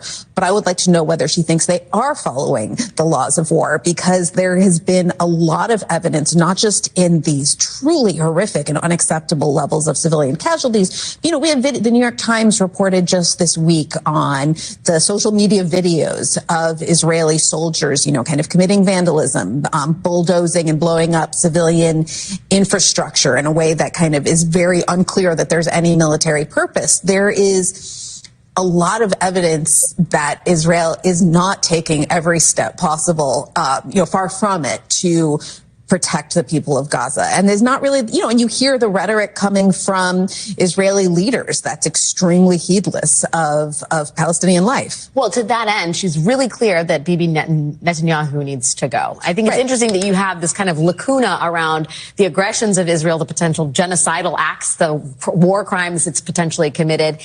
And she's not going to necessarily address that, but she will say, well, that's a consensus issue. I mean, I feel like that's pretty close to a consensus issue in Israel itself. I mean, not a consensus issue, but you have overwhelming opposition at this point to. Okay, we're going to go to the second clip, because then she also was asking Hillary Clinton about Tucker Carlson doing this interview with Vladimir Putin. We're going to get into that in just a second. Listen to this. I mean, he's like a puppy dog. He somehow has, after having been fired from so many outlets in the United States, I would not be surprised if he emerges with a contract with an outlet, because he is a useful idiot. He says things that are not true. He parrots Vladimir Putin's pack of lies about. So I don't think Hillary Clinton should be the one to say that someone else says things that are not true. Because of the amount of lies that have come from her and her husband, I'm pretty sure top the other people that she's comparing it to. Ukraine. So I don't see why Putin wouldn't give him an interview, because through him, he can, continue to lie about what his, objectives are in Ukraine and what he expects to see happen. It's really quite sad that not just somebody like Tucker Carlson, who has, as I said, been fired so many times because he seems unable to, correlate his reporting with the truth. You know what she's doing here, guys? Instead of focusing on the fact that what Vladimir Putin would have to say during that interview, she's trying to find a way to demonize Tucker Carlson. And look, I'm not here to praise Tucker Carlson. I got issues with Tucker Carlson too, but she's trying to demonize Tucker Carlson so that you won't actually take the time to watch the interview. Or if you do watch the interview, you won't believe what is said during that interview. You see, this is one way that they do this. They go against people. They try to assassinate your character. So she's trying to assassinate his character. So that way you tell yourself in your mind, I shouldn't believe anything that's said in this interview because this guy's been fired a couple of times. By the way, Tucker Carlson wouldn't have to even do this interview if mainstream media would have been doing their job.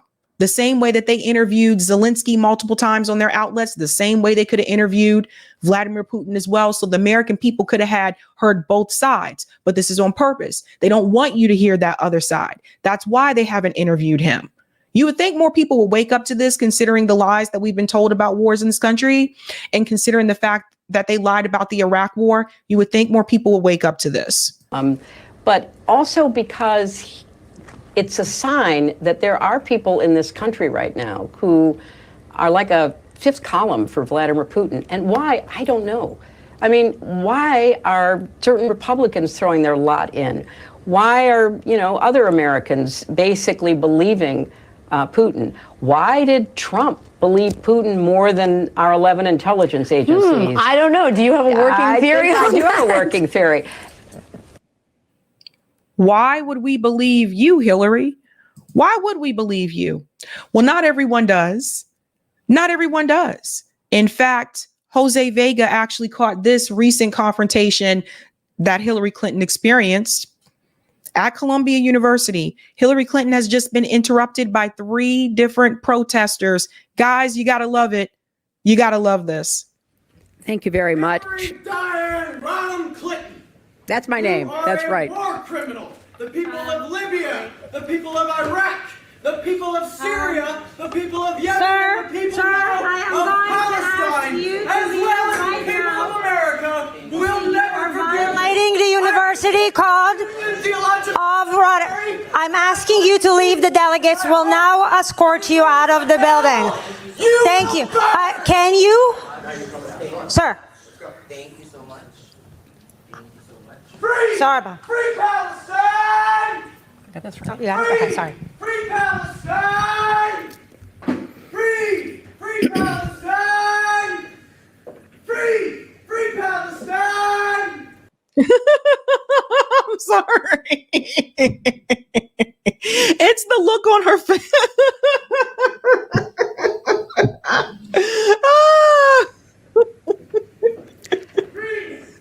Okay. Let me thank all of you for coming because this is such an important subject. And as you just heard from Milan, it is one that she and I and so many others have been focused on for decades. And yelling doesn't solve the problem. The kind of hard work and the work that you will hear from the panelists today, I think it's important that we, okay, all right, we're gonna stop a minute, and I don't, if, you know what, why don't all of you just interrupt me so that you won't be interrupting our panelists, so that we don't have this kind of disruption when we have people who are real experts in this area. And so I think it's important to focus on the event we're here. People are free to protest, but they are not free to disrupt events or classes. And that is going to be the standards that we follow here and going forward. So when we think about So, yeah, by the way, you are free to disrupt classes. By the way, you are free to do that. Hillary Clinton knows that. So it's just wild, man. It's absolutely wild. Let me go to some of the comments here, but you can see, guys, they're already bringing out the guns. They're already bringing out Hillary Clinton. Just wait for it. Barack Obama is going to be making those appearances soon, too. Don't be surprised if they get Michelle Obama to make these appearances to help you or help Joe Biden and pull him across the line. They're going to pull out all of the people this time because Joe Biden is looking so bad and his numbers are so bad. So they're going to pull out all of them. Hillary, Obama, Michelle Obama, like anybody that they can to try to help Joe Biden win. Isn't that sad? Very sad. Thank you for the super chat, Swampo. Sabby synthesizes news, exposes truth, interacts with audience, supports mutual aid. They read a script approved by government, encourage corporate profits, and what else? They do these things. Thank you for the super chat, Sparky. Establishment gave up on Nikki Haley, leaving them no choice but Kamala since she's in line ahead of Gavin Newsom. Brogu says, hey, Sabby, I love your channel. I watch every day. Welcome, and shout out to Baby Yoda there. Thank you for the super chat, Sparky. Of course, the establishment put Kamala at VP. I meant that it seems like they should have turned over the presidency to her a year ago. Seemed to me that they were afraid of her. Oh, I get what you mean. Okay, that makes sense. Shout out to P. Smith, who's been a Sabby member for 5 months. Hillary's students are complaining that the class is all about her book. Probably. It probably is.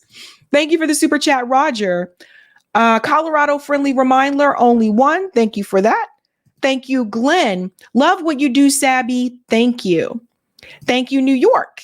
Bill Clinton and Putin agreed to join NATO. It got shot down by U.S. military leadership. Hillary knows this.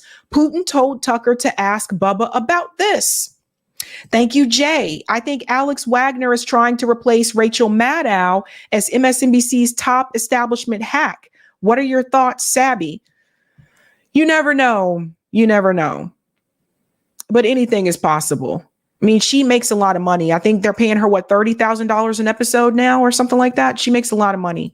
Thank you for the super chat, Roger. Because 45 remembers CIA lied us into Iraq, Hillary. Thank you for that. And thank you, Andre. I've been listening to progressive radio on Sirius XM, and they are all in for Biden. Shills for the Democrats. Hardly any on Gaza. And they're paid to do that. They are paid to do that. We are going to get into the Tucker Carlson interview. Eric, I think we're going to have to play the one. We have the one from YouTube. I'm just wondering if I guess I can just do it via YouTube. Yeah, I already got my timestamp. Okay, cool. All right. Let's get into this interview with Tucker Carlson and Vladimir Putin. I actually have this marked at a specific spot. There's one spot in particular that I do want to focus on, and that's starting with the issue with China. We're going to dive into a little bit about Bill Clinton and George W. Bush and how our government actually runs. There's just some things that are said here that I really want to touch on because there wasn't a lot of things I heard during this interview that surprised me. A lot of the things that were said were things that I've been saying for quite some time, but there were a couple of things that I did not know about that I thought were important to address. Let's go ahead and start at this part here. Well, of course, it did come true, and you've mentioned this many times. I think it's a fair point, and many in America thought that relations between Russia and the United States would be fine with the collapse of the Soviet Union and the end of the Cold War, that the opposite happened. But you've never explained why you think that happened, except to say that the West fears a strong Russia, but we have a strong China the West does not seem very afraid of. What about Russia do you think convinced policymakers they had to take it down? Запад боится сильного Китая больше, чем сильной России. The West is afraid of strong China more than it fears a strong Russia, because Russia has 150 million people and China has 1.5 billion population, and its economy is growing by leaps and bounds, or 5% a year. It used to be even more. But that's enough for China. As Bismarck once put it, potentials are the most important. China's potential is enormous. It is the biggest economy in the world today in terms of purchasing power parity and the size of the economy. Pause right here for a second. That piece right there that Putin just said is very important. And this is something I've been trying to show to people over the past couple of years I had this show, which was that if you look up the top banks in the world, China has most of the top banks in the world, and most of their banks are in the top 5. That wasn't always the case. That's really what the US government is afraid of. The fact that they actually have a real competitor. That was never supposed to happen according to the West. You see, according to the United States, according to the Wolfowitz Doctrine, there was never supposed to be another power that could emerge to become a somewhat superpower competitor against the United States. That was never supposed to happen. That's why they have that fear of China. It has already overtaken the United States quite a long time ago, and it is growing at a rapid clip. Let's not talk about who is afraid of whom. Let's not reason in such terms. And let's get into the fact that after 1991, when Russia expected that it would be welcomed into the brotherly family of civilized nations, nothing like this happened. You tricked us.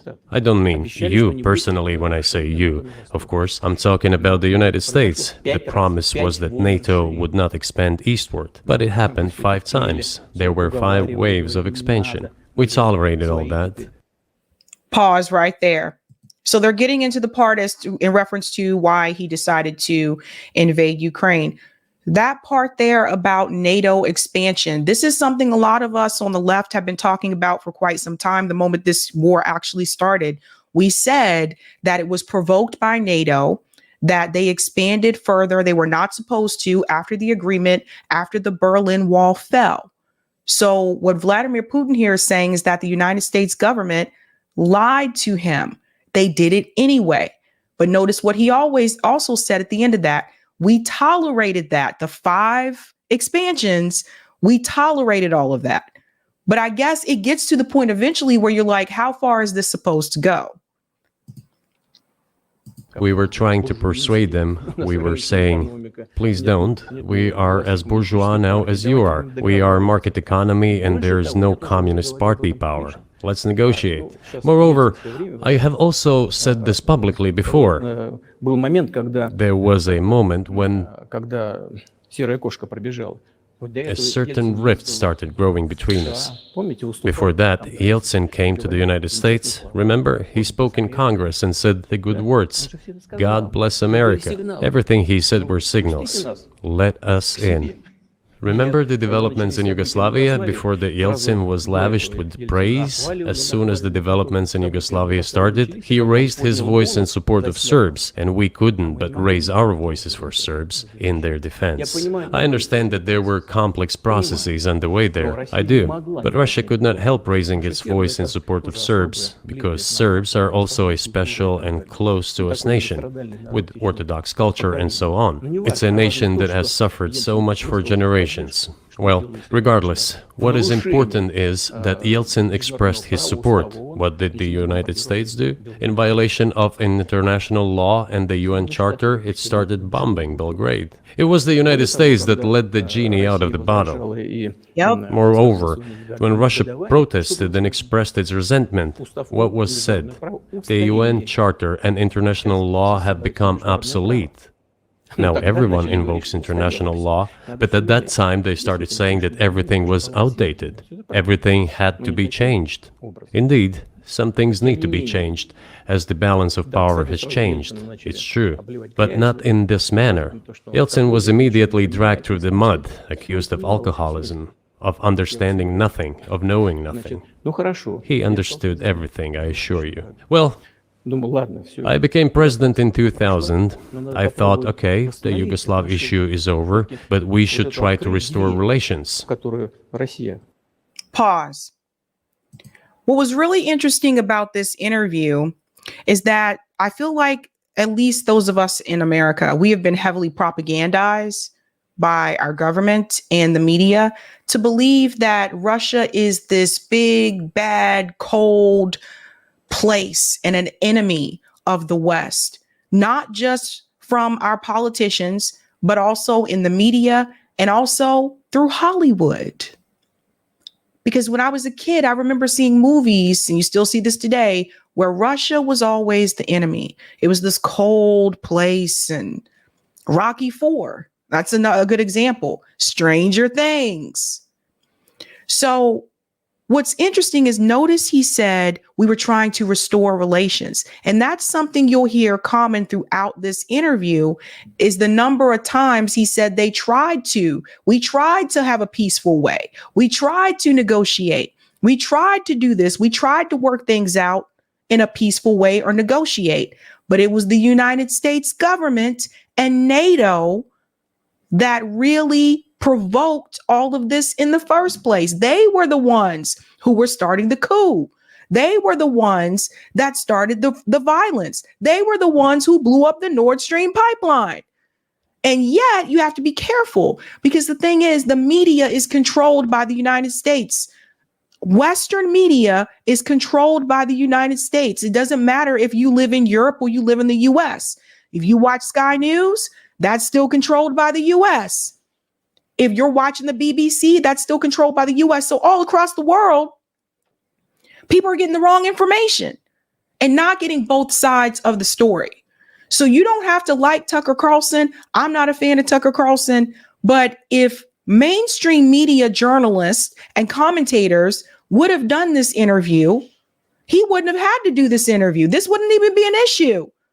The number of times you can interview Zelensky, but you were never willing to let the American people hear the other side of the story. And as a journalist, you know there are always two sides to the story. Let's reopen the door that Russia had tried to go through. And moreover, I said it publicly, I can reiterate. At a meeting here in the Kremlin with the outgoing President Bill Clinton, right here in the next room, I said to him, I asked him, Bill, do you think if Russia asked to join NATO, do you think it would happen?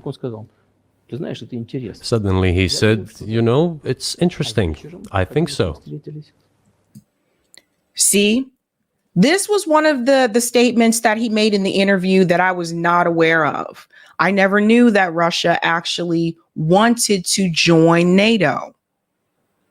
You see, these are the kind of things you probably wouldn't hear if this interview didn't even happen. Now, for the US government, for all the years they've told us that Russia is this evil, bad boogeyman or whatever, an enemy of the West. If that were the case, why would they have asked to join NATO? If they despised us so much. But in the evening, when we met for dinner, he said, you know, I've talked to my team. No, it's not possible now. You can ask him. I think he will watch our interview. He'll confirm it.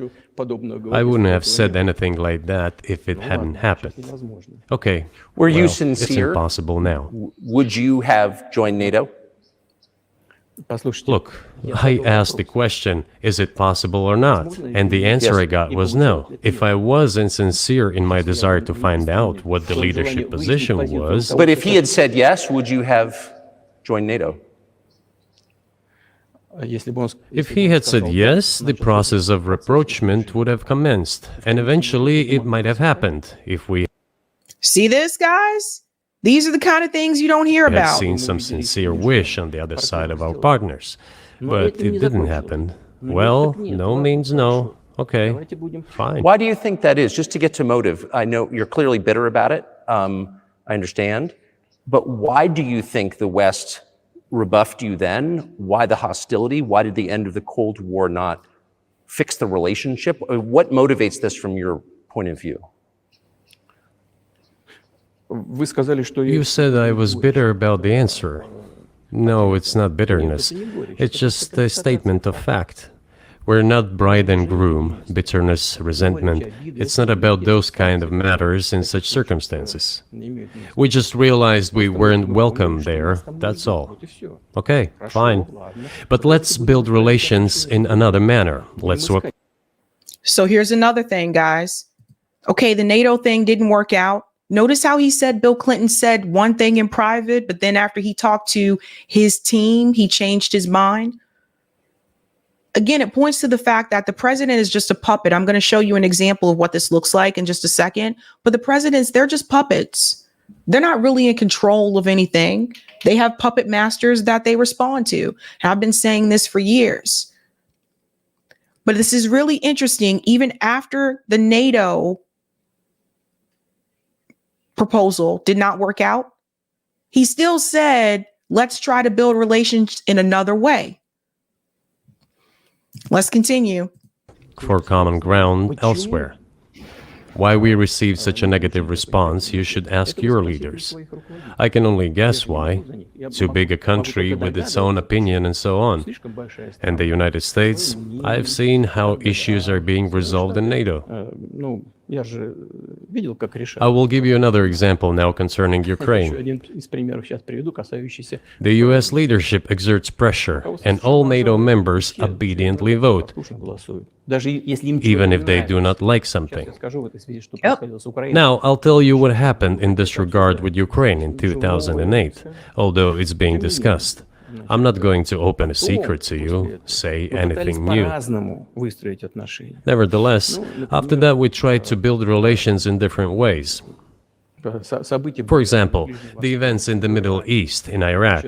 We were building relations with the United States in a very soft, prudent, cautious manner.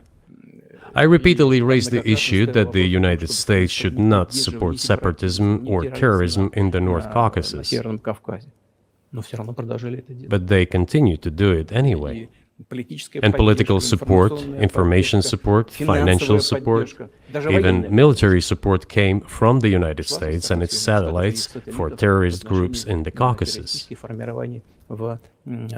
I once raised this issue with my colleague, also the President of the United States. He says, "It's impossible. Do you have proof?" I said, "Yes." I was prepared for this conversation, and I gave him that proof. He looked at it, and you know what he said? "I apologize, but that's what happened." I'll quote. He says, "Well, I'm gonna kick their ass." We waited and waited for some response. There was no reply. I said to the FSB director, "Write to the CIA, what is the result of the conversation with President?" He wrote once, twice, and then we got a reply. We have the answer in the archive. The CIA replied, "We have been working with the opposition in Russia. We believe that this is the right thing to do, and we will keep on doing it." So you see this part here where the CIA gets involved? What have we been saying for the longest time, right? A lot of times, who's making these decisions in reference to foreign policy? A lot of times, who decide what information is released in the media?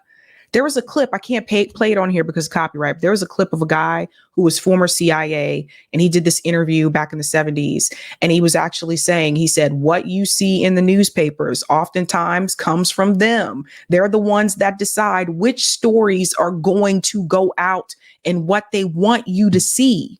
And this is why it's important, and I say this all the time, support independent media, but it's important that you do your own research. This is why it's important that you don't just watch and pay attention to mainstream media, because they're only letting you see the stories they want you to see. Meanwhile, there are other things that are happening that they're completely hiding from you, right? But once again, this was another example, even when it came to the Middle East, another example of Putin saying, okay, let's try to build relations in another way. So what you see throughout this interview is that as much as the US government painted Vladimir Putin out to be this evil, brutal dictator who wants to just take over all these other countries, and he's going to go into Poland and all this stuff as well, too. He seemed very calm during this interview. You know, I mean, Joe Biden wouldn't sit down and have this conversation with Tucker Carlson. Would Joe Biden sit down and have a 2-hour conversation, you know, and answer these kinds of questions? I don't think so. I don't think most political leaders in this country would. So that's something to think about.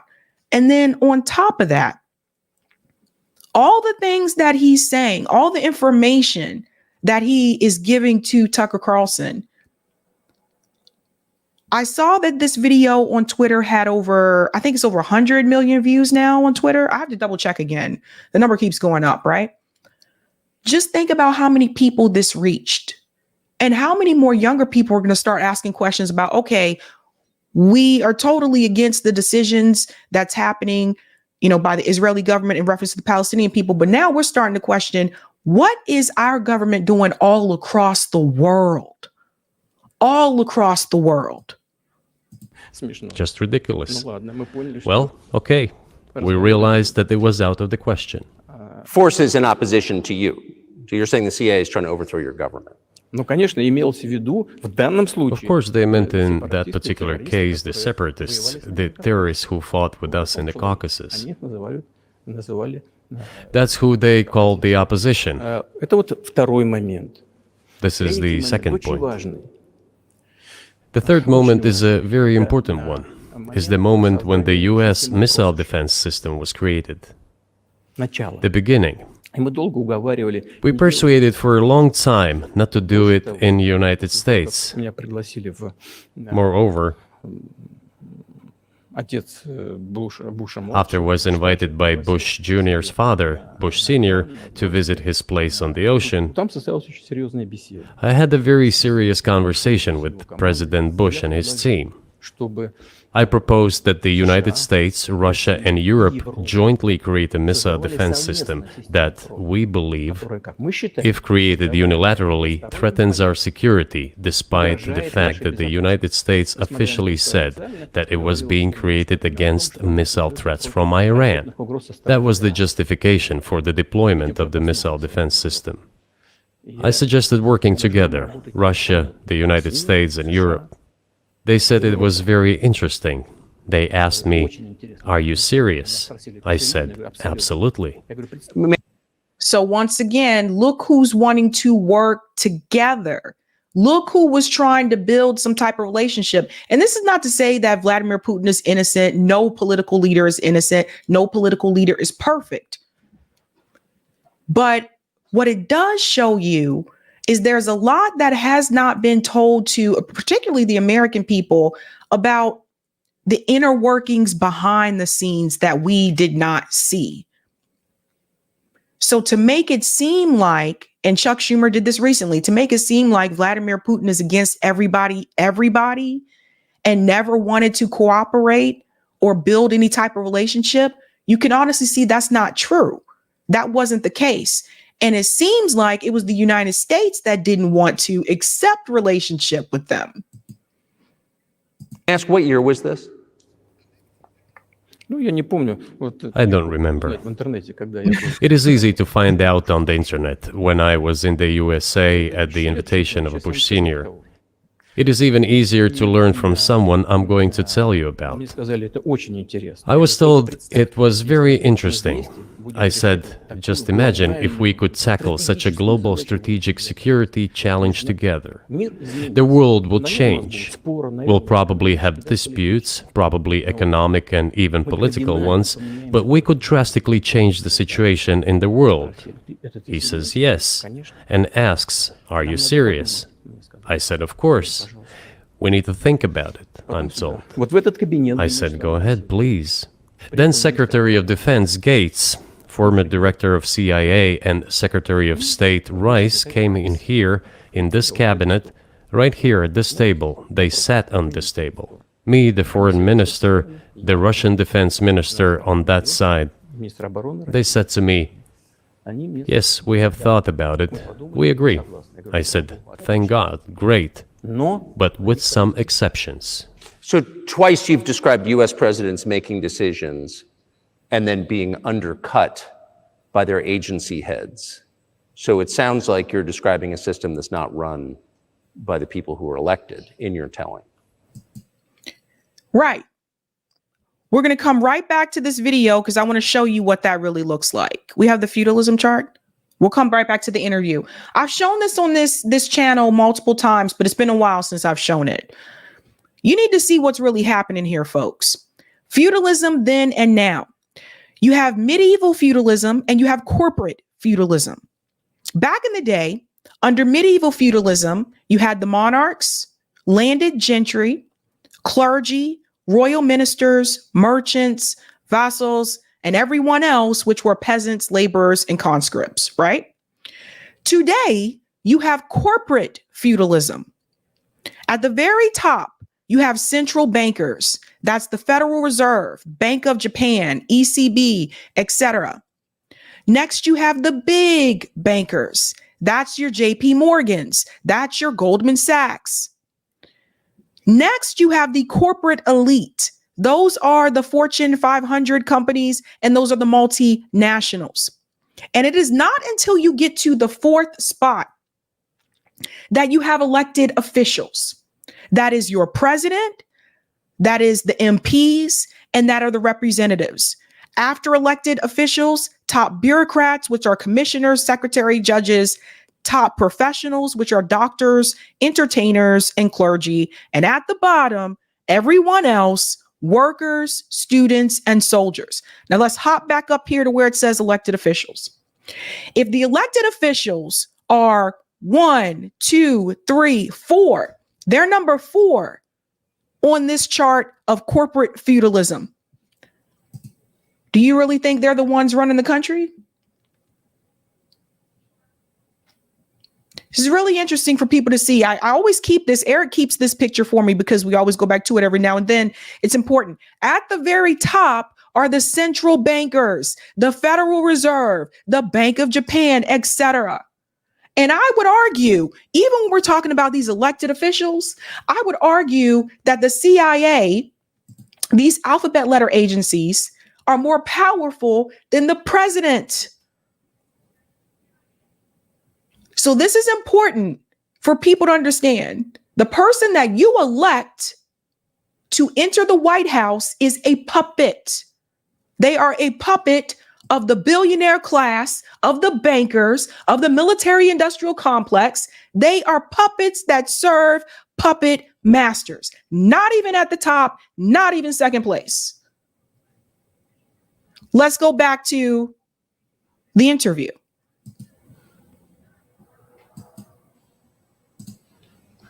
Именно так. That's right. That's right. In the end, they just told us to get lost. I'm not going to tell you the details because I think it's incorrect. After all, it was confidential conversation. But our proposal was declined. That's a fact. It was right then when I said, look, but then we will be forced to take countermeasures. We will create such strike systems that will certainly overcome missile defense systems. The answer was, we're not doing this against you, and you do what you want, assuming that it is not against us, not against the United States. I said, okay. Very well. That's the way it went. And we created hypersonic systems with intercontinental range, and we continue to develop them. We are now ahead of everyone, the United States and the other countries, in terms of the development of hypersonic strike systems, and we are improving them every day. But it wasn't us. We proposed to go the other way, and we were pushed back. Now, about NATO's expansion to the east. So you hear that. Once again, he's saying it wasn't us. We were willing to do this. We were willing to go the other way, but we were pushed back. Now we get into the expansion. Well, we were promised no NATO to the east, not an inch to the east, as we were told. And then what? They said, well, it's not enshrined on paper, so we'll expand. So there were 5 waves of expansion, the Baltic states, the whole of Eastern Europe, and so on. And now I come to the main thing. They have come to the Ukraine, ultimately. In 2008, at the summit in Bucharest, they declared that the doors for Ukraine and Georgia to join NATO were open. Now about how decisions are made there. Germany, France seem to be against it, as well as some other European countries. But then, as it turned out later, President Bush, and he's such a tough guy, a tough politician, as I was told later, he exerted pressure on us and we had to agree. It's ridiculous, it's like kindergarten. Where are the guarantees? What kindergarten is this? What kind of people are these? Who are they? You see, they were pressed, they agreed. And then they say, Ukraine won't be in the NATO, you know? I say, I don't know. I know you agreed in 2008. Why won't you agree in the future? Well, they pressed us then. I say, why won't they press you tomorrow? And you'll agree again. Well, it's nonsensical. Who's there to talk to? I just don't understand. We're ready to talk. But with whom? Where are the guarantees? None. So they started to develop the territory of Ukraine. Pause. Does everybody see what's happening here? It looks like the United States government doesn't know how to keep their word. So as you'll see, that's why he said, what are the guarantees? How do we know? Like, Ukraine wasn't supposed to be a part of NATO, but here we are. This is the piece that everyone should have heard the moment this war actually started. Instead, the narrative that we were told by mainstream media was that Russia invaded Ukraine. Same thing with Israel and Gaza. Same thing. October 7th, Hamas, they broke free and they killed all these people at the festival. It all started on October 7th. Miss all the information prior to those dates. Whatever is there, I have told you the background, how this territory developed, what kind of relations there were with Russia. Every second or third person there has always had some ties with Russia. And during the elections in already independent, sovereign Ukraine, which gained its independence as a result of the Declaration of Independence. And by the way, it says that Ukraine is a neutral state, and in 2008, suddenly the doors or gates to NATO were open to it. Oh, come on. This is not how we agreed. Now, all the presidents that have come to power in Ukraine, they relied on electorate with a good attitude to Russia in one way or the other. This is the southeast of Ukraine. This is a large number of people. So you see, once again, ladies and gentlemen, the U.S. didn't keep their word. And honestly, you don't have to just look to foreign policy in reference to this. You can see this with us. They don't keep their word with us. They don't keep their word with the American people. I'm going to give you $2,000 checks if you put Warnock and Ossoff into office. And they shortchange the people. And it was very difficult to dissuade this electorate, which had a positive attitude towards Russia. Viktor Yanukovych came to power, and how? The first time he won after President Kuchma, they organized a third round, which is not provided for in the constitution of Ukraine. This is a coup d'etat. Just imagine, someone in the United States wouldn't like the outcome. In 2014? Нет. Before that. No, this was before that, after President Kuchma, Viktor Yanukovych won the elections. However, his opponents did not recognize that victory. The US supported the opposition, and the third round was scheduled. What is this? This is a coup. The US supported it, and the winner of the third round came to power. Imagine. So again, this is why you can't start with, it started the date that Russia invaded Ukraine, because you miss this important piece, which is the United States started a coup. It wouldn't be the first time. It wouldn't be the first time. The U.S. has started coups in Venezuela and all across the world, but they'll start with a later date and not mention what they did to push this, what they did to prompt this. As we always said before in the very beginning, what has Gray Zone told you when they explain this to you? This is a proxy war with NATO. NATO is pushing this. And honestly, I know he said that he wanted to join NATO, or he asked to join NATO. Honestly, NATO needs to go. Ban NATO. NATO is a mess. If we didn't have NATO, would we have some of these issues right now? Think about it. People say, no, you have to have it because countries have to have some type of allegiance or some type of alliance with each other. No, they don't. You don't need to have this organization for that to happen. Let's go on a little bit more here. Imagine if in the US something was not to someone's liking, and the third round of election, which the US Constitution does not provide for, was organized. Nonetheless, it was done in Ukraine. Okay, Viktor Yushchenko, who was considered a pro-Western politician, came to power. Fine, we have built relations with him as well. He came to Moscow with visits. We visited Kiev. I visited too. We met in an informal setting. If he's pro-Western, so be it. It's fine. Let people do their job.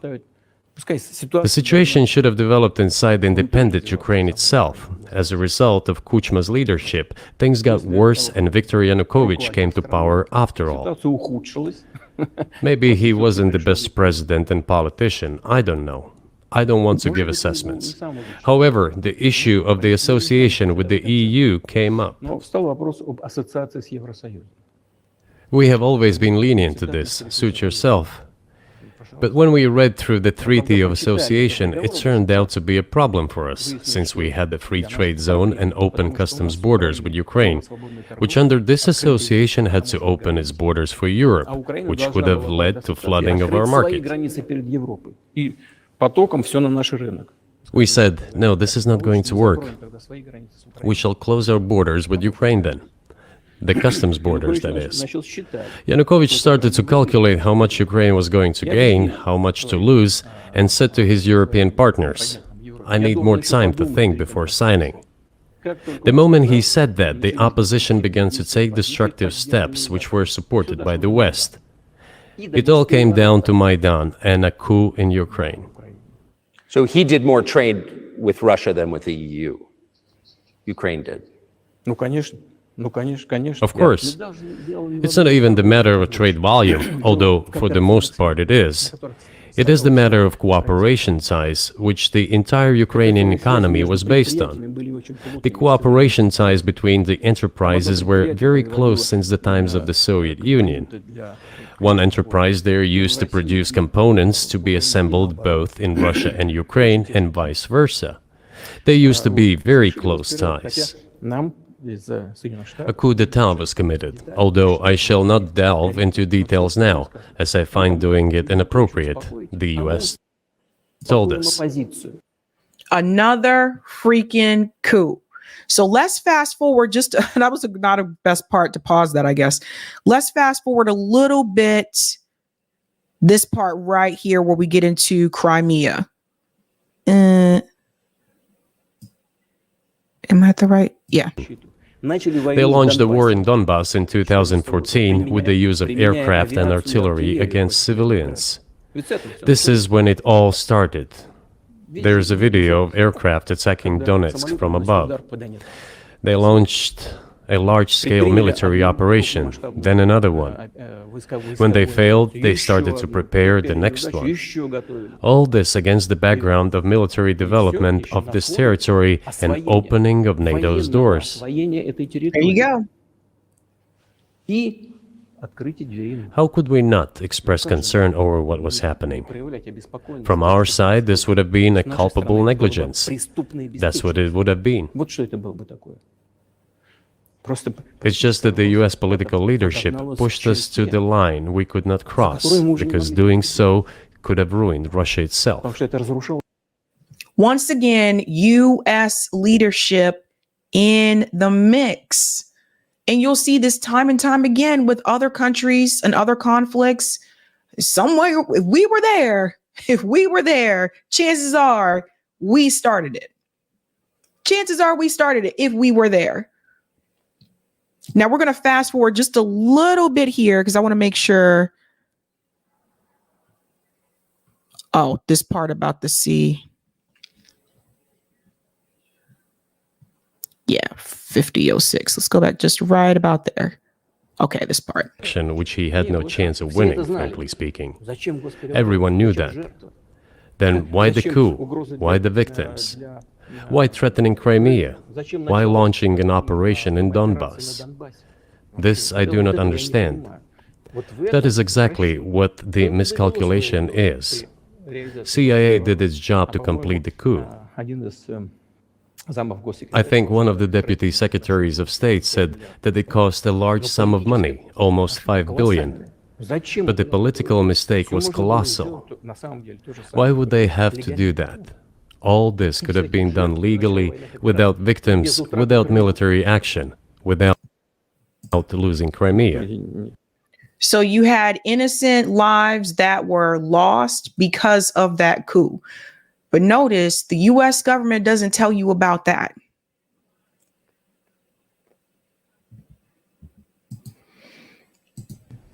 We would have never considered to even lift a finger if it hadn't been for the bloody developments on Maidan.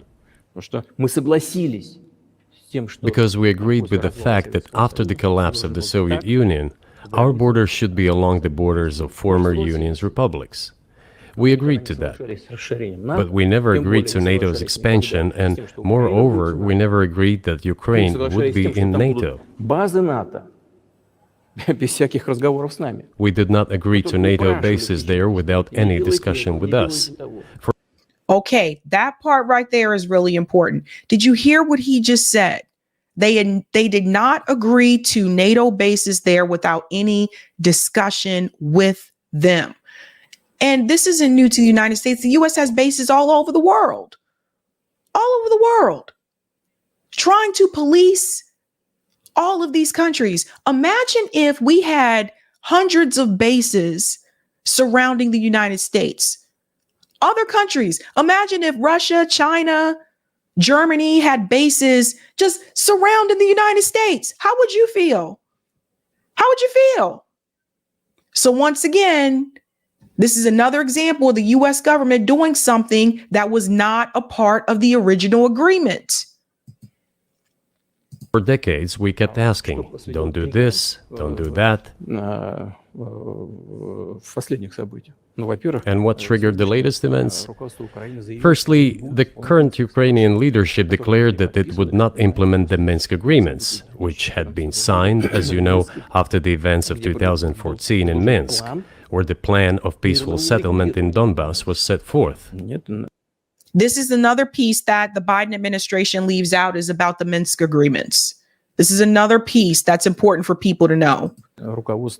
But no, the current Ukrainian leadership, foreign minister, all other officials, and then president himself said that they don't like anything about the Minsk agreements. In other words, they were not going to implement it. A year or a year and a half ago, former leaders of Germany and France said openly to the whole world that they indeed signed the Minsk agreements, but they never intended to implement them. There you go. Another example of signing agreements that they don't actually mean to implement, making promises they don't intend to keep. A lot of this could have been avoided. They simply led us by the nose. Was there anyone for you to talk to? Did you call a U.S. President, Secretary of State, and say, if you keep militarizing Ukraine with NATO forces, this is going to be we're going to act? Мы постоянно об этом говорили. Мы постоянно об этом говорили. Мы обращались We talked about this all the time.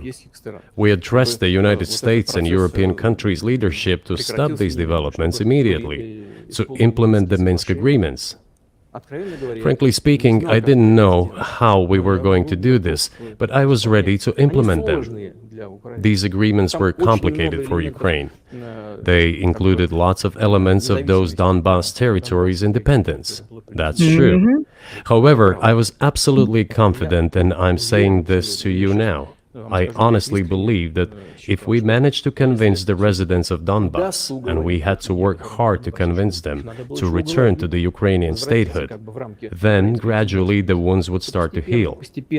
When this part of territory reintegrated itself into a common social environment, when the pensions and social benefits were paid again, all the pieces would gradually fall into place.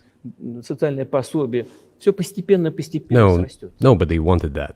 Everybody wanted to resolve the issue by military force only.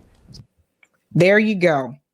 And you'll hear this. This is a common tale from other countries as well when the U.S. government is involved. They don't want peace. They don't want negotiation. The U.S. and the U.K. prevented them moving forward with negotiation in the very beginning. In the very beginning, we found this out. They finally admit this. It took independent journalists from the gray zone going to investigate what happened to the Nord Stream pipeline in person. It took them going to investigate what happened in person for everybody to wake up and see that Russia didn't blow up. Like, think about this, guys. Use common sense. This is what kills me, I think, so much sometimes about Americans. And I'm one of them. But still, we are heavily propagandized. The number of people I saw fall for this and said, Russia blew up the Nord Stream pipeline and they are making it so that other countries can't get gas and they're going to freeze this winter. You really think that Russia would blow up their own pipeline? Let me get this straight, folks. We're supposed to believe they blew up their own pipeline, destroyed their own bridge, all of these things. And I just felt like people weren't using common sense. That did not make any sense. It really didn't. Obviously, if anybody was there to be involved, you got to have the equipment and the resources to go all the way down there to do that, because it's all the way down at the bottom. Who else has the resources? Who else has the equipment? And who else would want to do that to make them look bad? The U.S., the United States. It's just very obvious. And I felt like after the Iraq war, after they lied to us about Iraq, I felt like every American should be like, wait a minute. We've heard this before. Why don't we find out more information? But no, they got everybody in on it, okay? They even had the NFL players. Let's put the Ukraine flag on the cleats. I'm like, what? They had the NFL broadcasted and say, pray for Ukraine or we stand with Ukraine. Like, that's what they do. It's the propaganda. They're doing the same thing for Israel. But we could not let that happen. And the situation got to the point when the Ukrainian side announced, no, we will not do anything. They also started preparing for military action. It was they who started the war in 2014. Our goal is to stop this war. And we did not start this war in 2022. This is an attempt to stop it. Do you think you've stopped it now? I mean, have you achieved your aims? No, we haven't achieved our aims yet, because one of them is denazification. Okay, and this is the last piece I want to touch on here is the denazification. And I told you guys this before. I actually had a former student that was from Ukraine, and they had already explained to me about this issue coming from their country. So when they first came to the United States and they had never, been here before, they said like this was like a total different experience for them, right? So there were some cultural issues that they had to adjust to. They were not used to seeing so many different people that look different all in one space, technically here like in Boston, because this is like an international hub here, right? So what they had explained to me is they said like back in Ukraine, they're like, you just don't see different people, right? They try to say this in a nice way. In other words, what they were trying to tell me is like, you just don't see Black people like that, right? But also because of the fact that, yes, the Nazification in Ukraine is very much embedded into the culture. That doesn't mean everyone that lives there is a Nazi, but it is embedded in the culture. And I remember when this war first started and we talked about the Nazification, there were even on the left, there were some independent media commentators that said, there's only a couple of Nazis in the Azov battalion and that's it.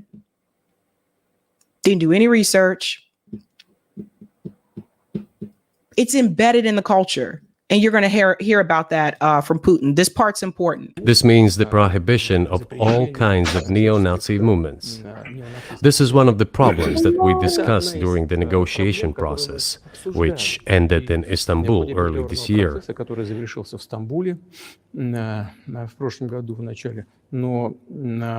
And it was not our initiative, because we were told by the Europeans, in particular, that it was necessary to create conditions for the final signing of the documents.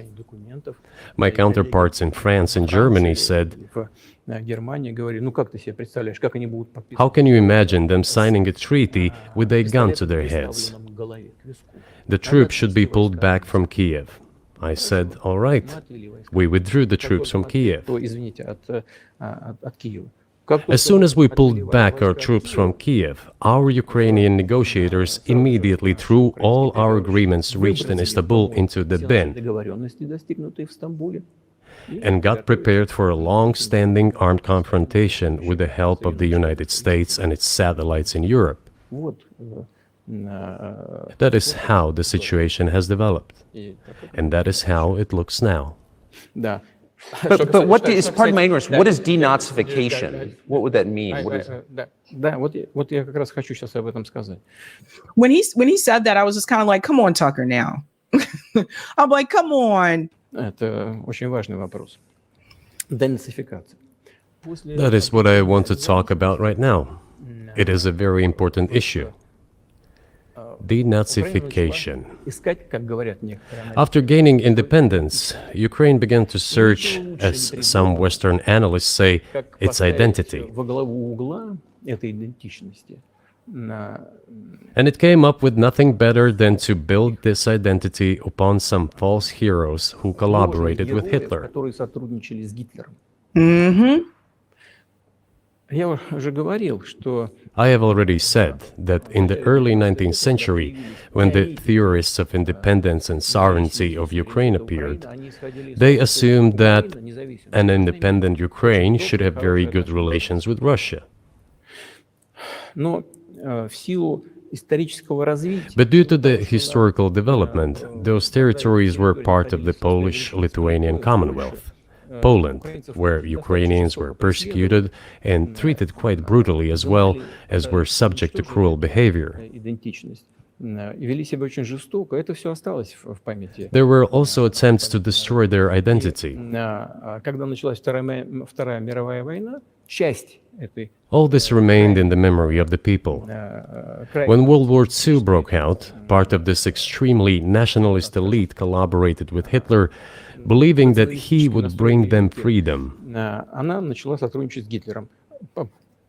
The German troops, even the SS troops, made Hitler's collaborators do the dirtiest work of exterminating the Polish and Jewish population. Hence this brutal massacre of the Polish and Jewish population, as well as the Russian population too.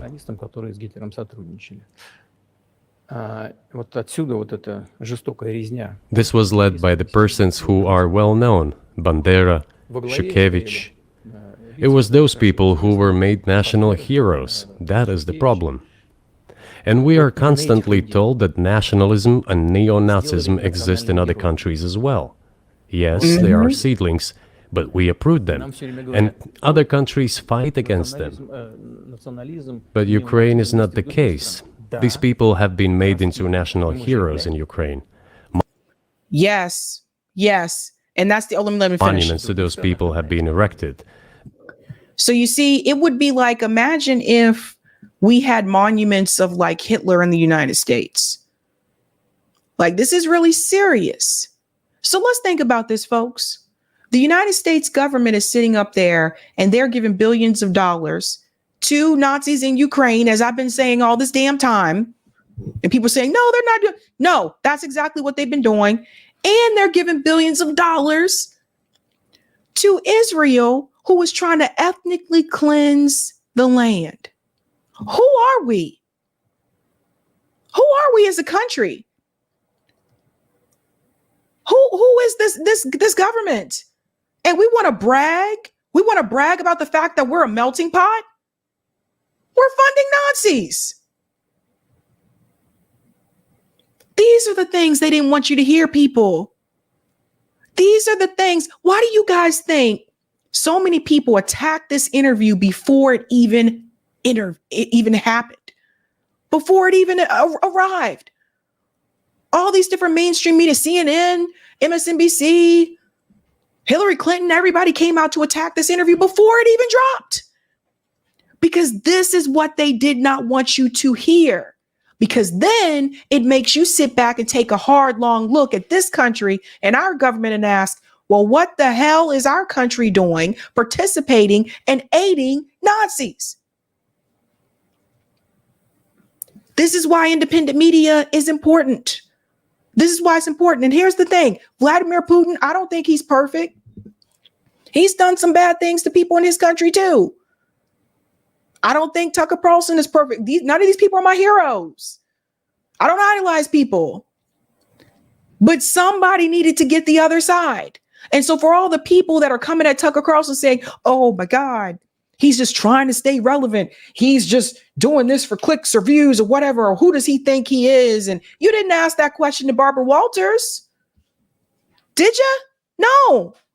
You didn't ask that question to Barbara Walters with all the controversial political figures that she interviewed.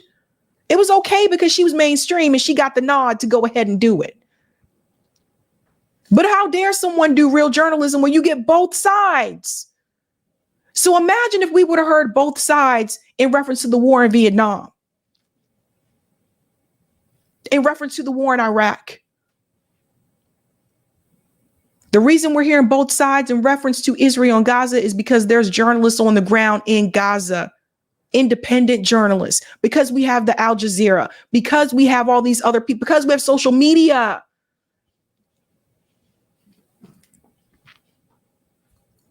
You would have never known if it wasn't for those people. They are displayed on flags. Their names are shouted by crowds that walk with torches, as it was in Nazi Germany.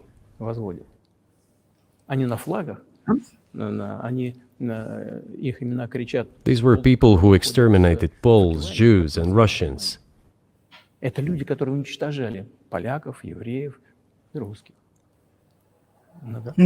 is necessary to stop this practice and prevent the dissemination of this concept.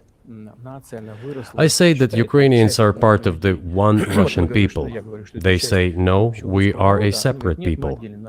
Okay, fine. If they consider themselves a separate people, they have the right to do so, but not on the basis of Nazism, the Nazi ideology. Would you be satisfied with the territory that you have now? Нет, закончим. Вы же задали вопрос по неонацизму и денацификации. I will finish answering the question. There were parts of this interview that were kind of funny because that was basically his way of saying you interrupted me. You just asked a question about neo-Nazism and denazification. Look, the president of Ukraine visited Canada. This story is well known, but being silenced in the Western countries. The Canadian Parliament introduced a man who, as the Speaker of the Parliament said, fought against the Russians during the World War II. Well, who fought against the Russians during the World War II? Hitler and his accomplices. It turned out that this man served in the SS troops. He personally killed Russians, Poles, and Jews. The SS troops consisted of Ukrainian nationalists who did this dirty work. The president of Ukraine stood up with the entire Parliament of Canada and applauded this man. Remember this, guys? How can this be imagined? The president of Ukraine himself, by the way, is a Jew by nationality. Really, my question is, what do you do about it? I mean, Hitler's been dead for 80 years. Nazi Germany no longer exists. And so, true. And so, I think what you're saying is you want to extinguish or at least control Ukrainian nationalism, but how? How do you do that? Вот послушайте меня. Ваш вопрос очень тонкий. Listen to me. Your question is very subtle, and I can tell you what I think. Do not take offense. Of course. Казалось бы, тонкий. Он очень противный, этот вопрос. This question appears to be subtle. It is quite pesky. You say Hitler has been dead for so many years, 80 years. But his example lives on. People who exterminated Jews, Russians, and Poles are alive. And that's right. And remember the gentleman that was honored in Canada? And they said he fought against the Russians. What does that actually mean? I was like, people actually stood up and applauded for that? Use your brain, people. Who fought against the Russians during that time? It was the Nazis. And it just killed me. And then they had to come back and they had to apologize. And Justin Trudeau was like, oh, we had no idea. It's called history, though. It really is called history. All you had to do was Google this guy and just look this up. It was embarrassing. So the point that he's making is that, yes, Hitler died, but the ideology still lived on. That's the point he's trying to get across. So if you still have that Nazification in Ukraine, what happened before? It can spread. That is dangerous. The president, the current president of today's Ukraine, applauds him in the Canadian Parliament. Oh, did it stop, Eric? I played too much of it. Yeah, it'll come back up, but I got to finish it. I'm about to finish out anyway. Yeah, it'll come back up, Eric. It's done this before. Let's go ahead and bring up Rockfin.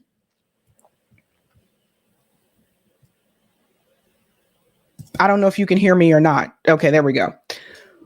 We'll just go ahead and read this out. It'll come back up. Like I said, it's done this before. All right. Thank you for the tip on Rockfin, Roger. Dr. Stephen Franklin of Babylon 5, played by the late Richard Biggs, said, "He who controls information controls the world." Jim Morrison said, "Whoever controls the media controls the mind." Noam Chomsky said, "He who controls the media controls the minds of the public." Someone said, "He who controls the message controls the masses." John Stockwell is the CIA guy you're thinking about, Sab. Thank you so much for that. And we'll go to the next one. Thank you for the tip on Rockfin, Anna. I finally got a real lesson in foreign policy. Thanks to Putin, screw you, U.S. public education. Thank you, Roger. Sab, yes, the biggest banks are in China. You know what type of bank, Sabby? National public banks that they use for what a public bank is supposed to be, used for infrastructure, which they use for their Belt and Road initiative as they extend this power, this soft power to African countries. CIA are the henchmen for share-held corps.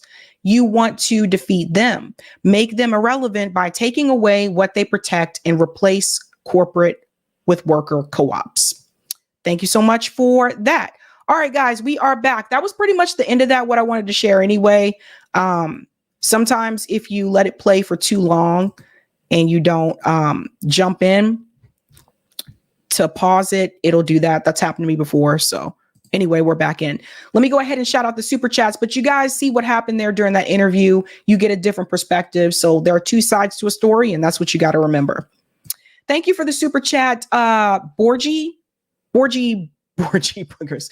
You are free to speak your mind, but I am free to go full Gaddafi on you. Hillary Rotten Clinton. Thank you, Sparky. Saw, I misspelled Nikki. Sorry about that.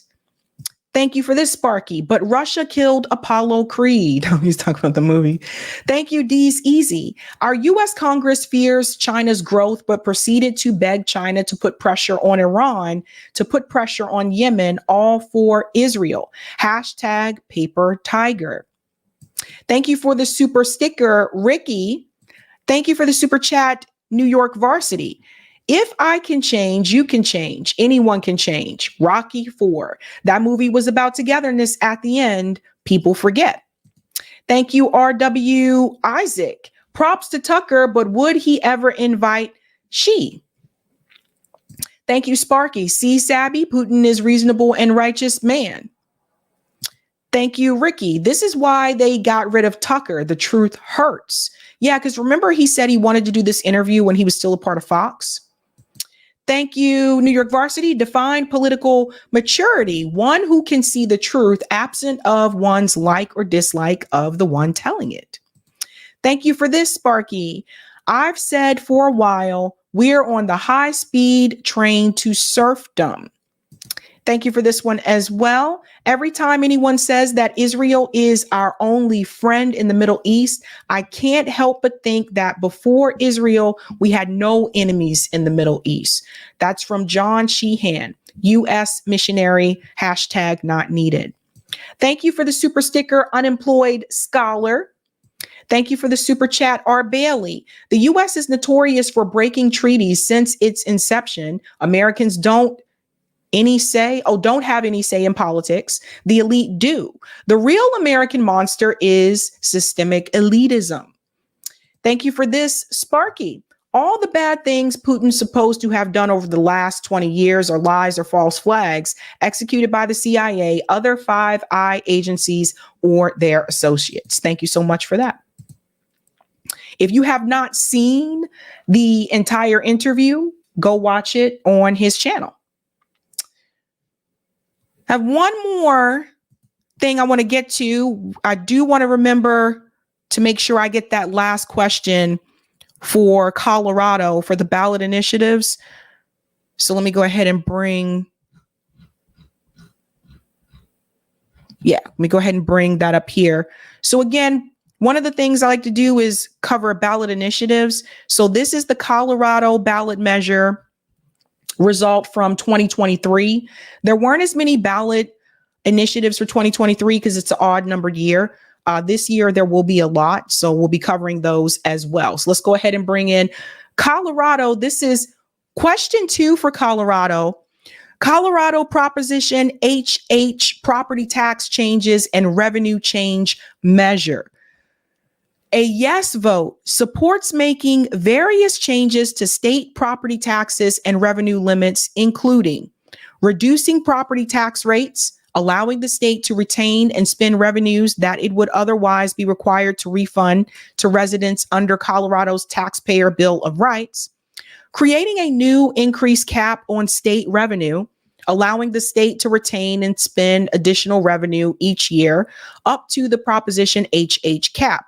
Allocating revenue to local governments to make up for deceased property tax revenues, creating a limit on local government property tax revenue.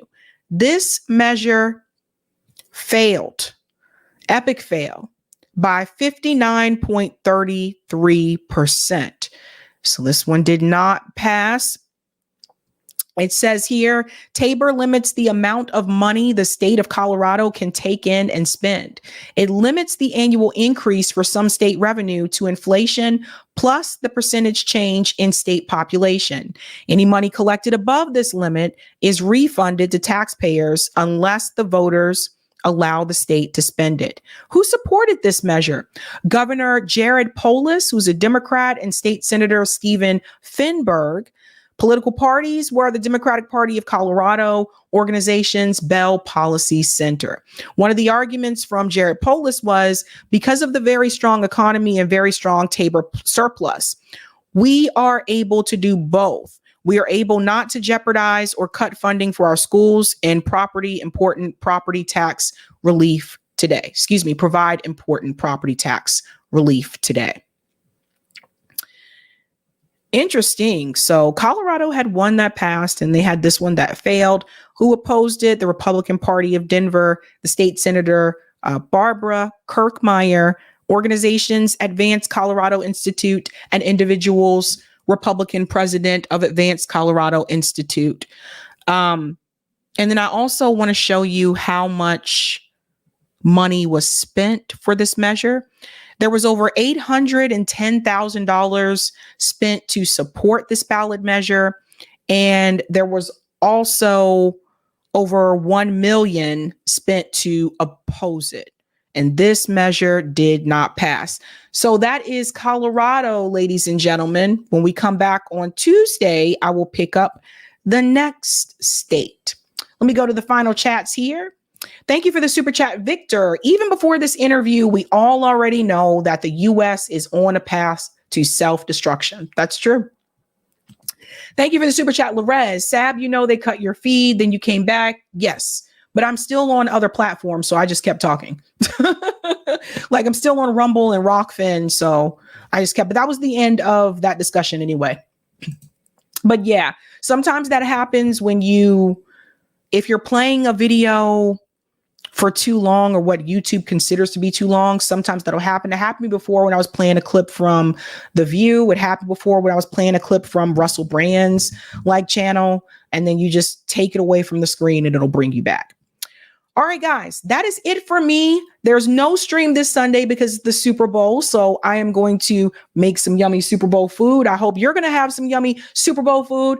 And I don't know about you, but I am rooting against Taylor Swift in the Super Bowl, okay? I just want to see two football teams play football. I do not want to see the camera go back and forth. What's Taylor Swift doing? What's she doing now? I just want to watch the game. That's it, okay? That's it. All right, guys, I am out of here. Have a good night. Keep up the fight.